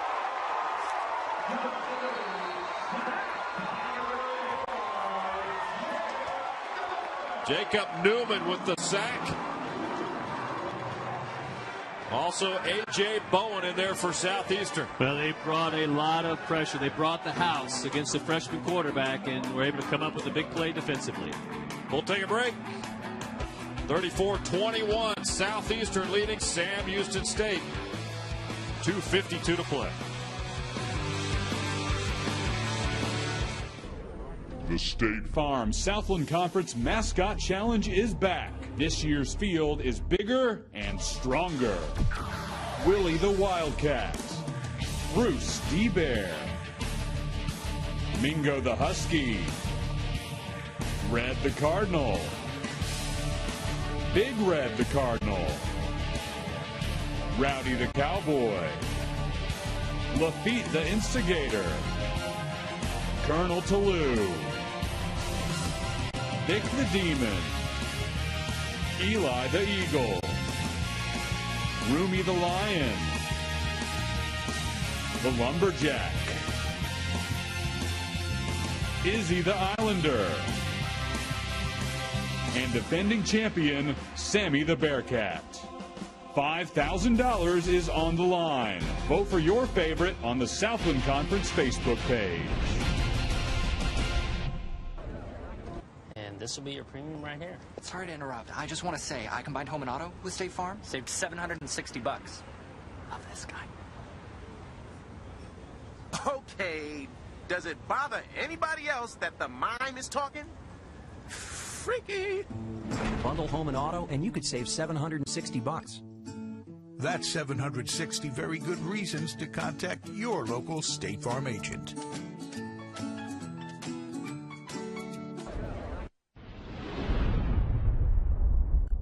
I'm Brian Bell, senior quarterback of the Sam Houston State Bearcats, and I am South and Strong.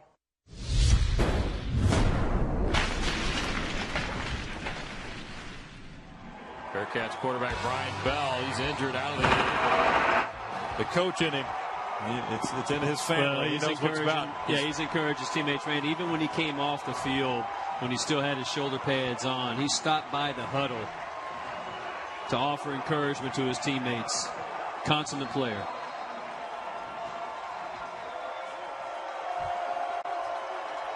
Fourth down, 15 yards to go for Pater. Ball's loose, picked up by Flanders, but he's down at the 16-yard line with 2:44 and counting to go here.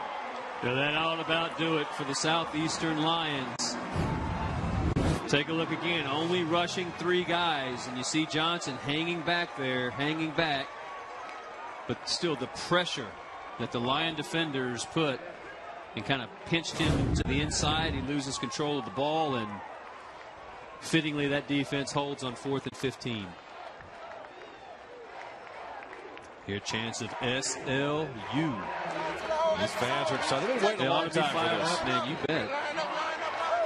And they've spread the word. I think most of the fans here realize what a win will do for this program today. 1 timeout left for Sam Houston State.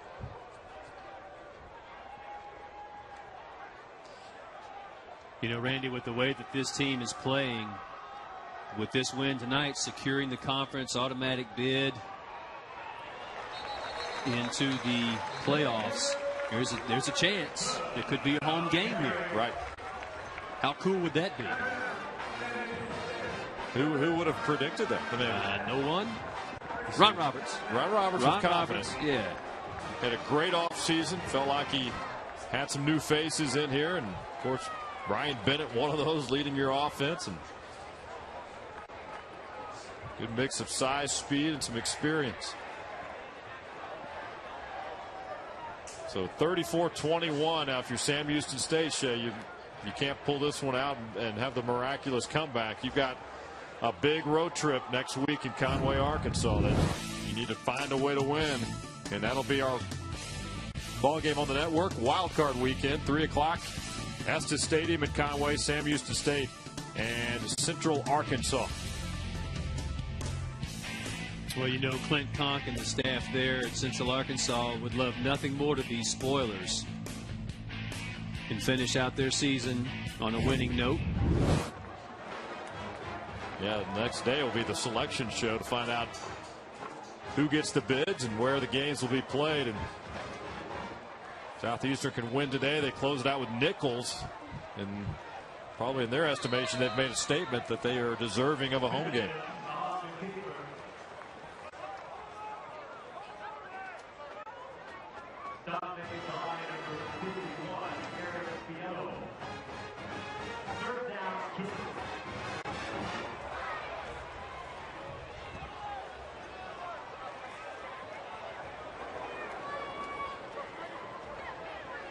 .214 and counting.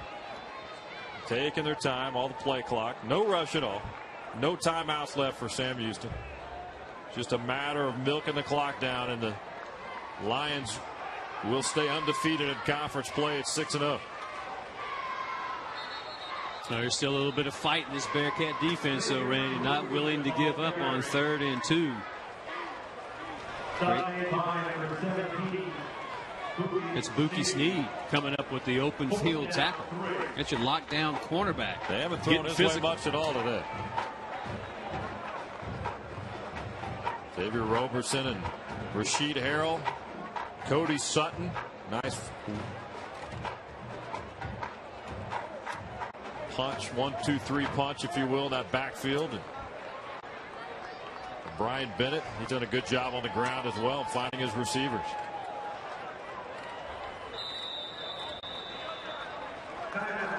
All right, timeout is called for Southeastern. Clock stops now. 1:14 to play.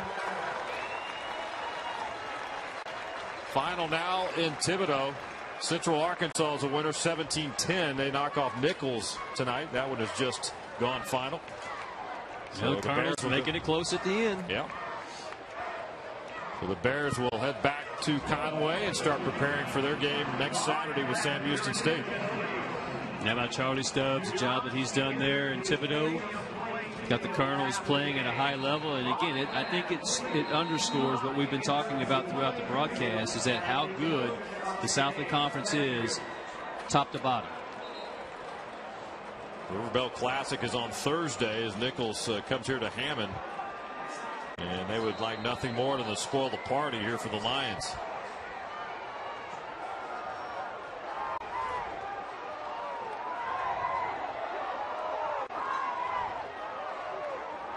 So Southeastern will punt it away.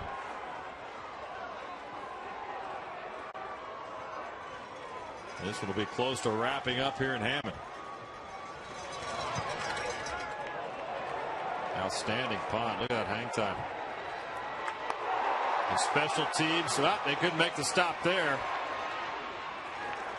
33-yard line is where they'll bring it out. Well, Torrance Williams is so incredibly athletic. Dodged the tackler there. I mean, he should have gone down. You he bet. just found a way to get loose again. Let's keep an eye on Ron Roberts here, because there could be something going on the sidelines over here. There's a lot of activity on this Lions sideline around the water cooler area. And you see the players defensively, they're flapping their arms, trying to get the fans to get loud, stay loud.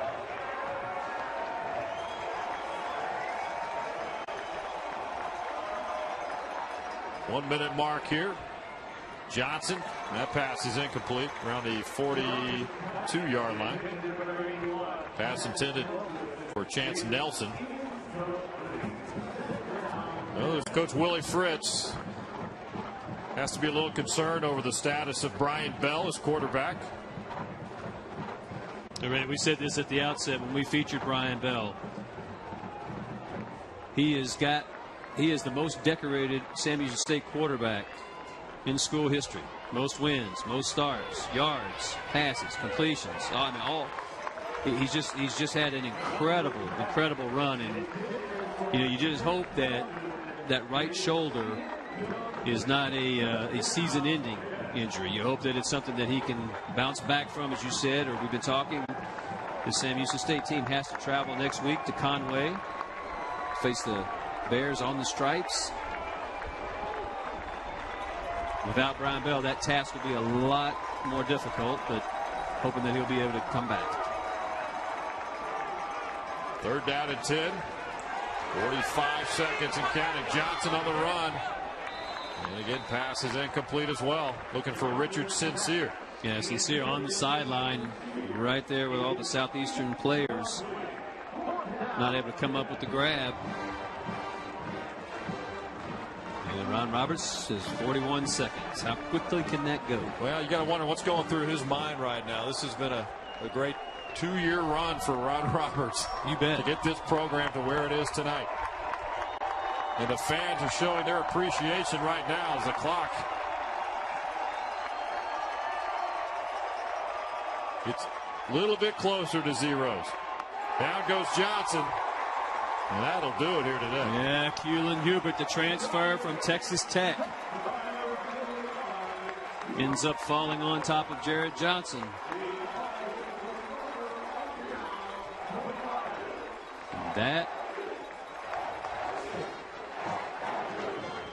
This is going to lock up their first FCS playoff bid in school history. What a night here in Hammond for this Lions football program. Congratulations to everybody involved. Hugs all around. You see the coaches hugging each other. Yeah, it's a big deal, man. It's a big deal, and all the guys coming up wanted to shake hands with Coach Roberts in the coach's favorite formation. And that snap ought to do it, Randy. Got 30 ticks left on the clock, and the officiating crew will wisely not start the clock until time runs out. And there are a lot of television cameras down there. All right, I'm seeing some activity now on the sidelines. We got Xavier Roberson out there. Now they're trying to catch up. And there he gets the shower around the 35-yard line. Well, look at the fans coming in off the end zone here. Swarming the field. What a scene. Big night in Hammond. What a scene.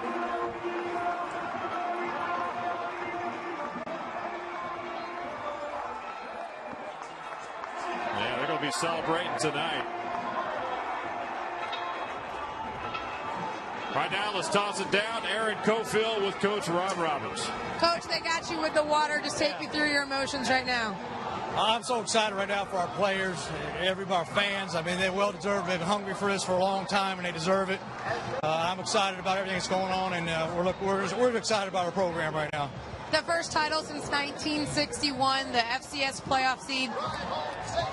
You told me at halftime, you said, Aaron, we need to have a big third quarter to wrap this up. 17 unanswered points, and there you have it. Our guys have done a great job all night. We talked about that, in the halftime, what we had to do to get the job done. I thought there was times we didn't play well. There's times you got to get hats off to Sam Houston. They did some great things. They're a good football team, and I thought it was good. A good example. Two good football teams fighting it out. But our guys did a great job, especially in the third quarter. All right. Well, the trophy will be here on Thursday. Commissioner Burnett will have it himself. All right. We're excited about it. Thank you very much. Congratulations, guys. All right. Thank you, Aaron. Congratulations again to Coach Roberts. You see the Bearcats making their way off the field, and the celebration continues at midfield here at Strawberry Stadium. Alumni and students continue to make their way out. Playoff-bound Lions. And they want some more hardware Thursday night with a victory over Nichols. Well, they certainly have earned it, Randy, and the way that they've played tonight and the way and the respect that you hear from the other coaches that have played against this Lions team. And I tell you what, they had to do it against a valiant effort tonight from the Sam Houston State Bearcats. This was not an easy win. We'll take a break. Final here in Hammond, 34-21. We'll wrap it up when we come back. Think of the NCAA.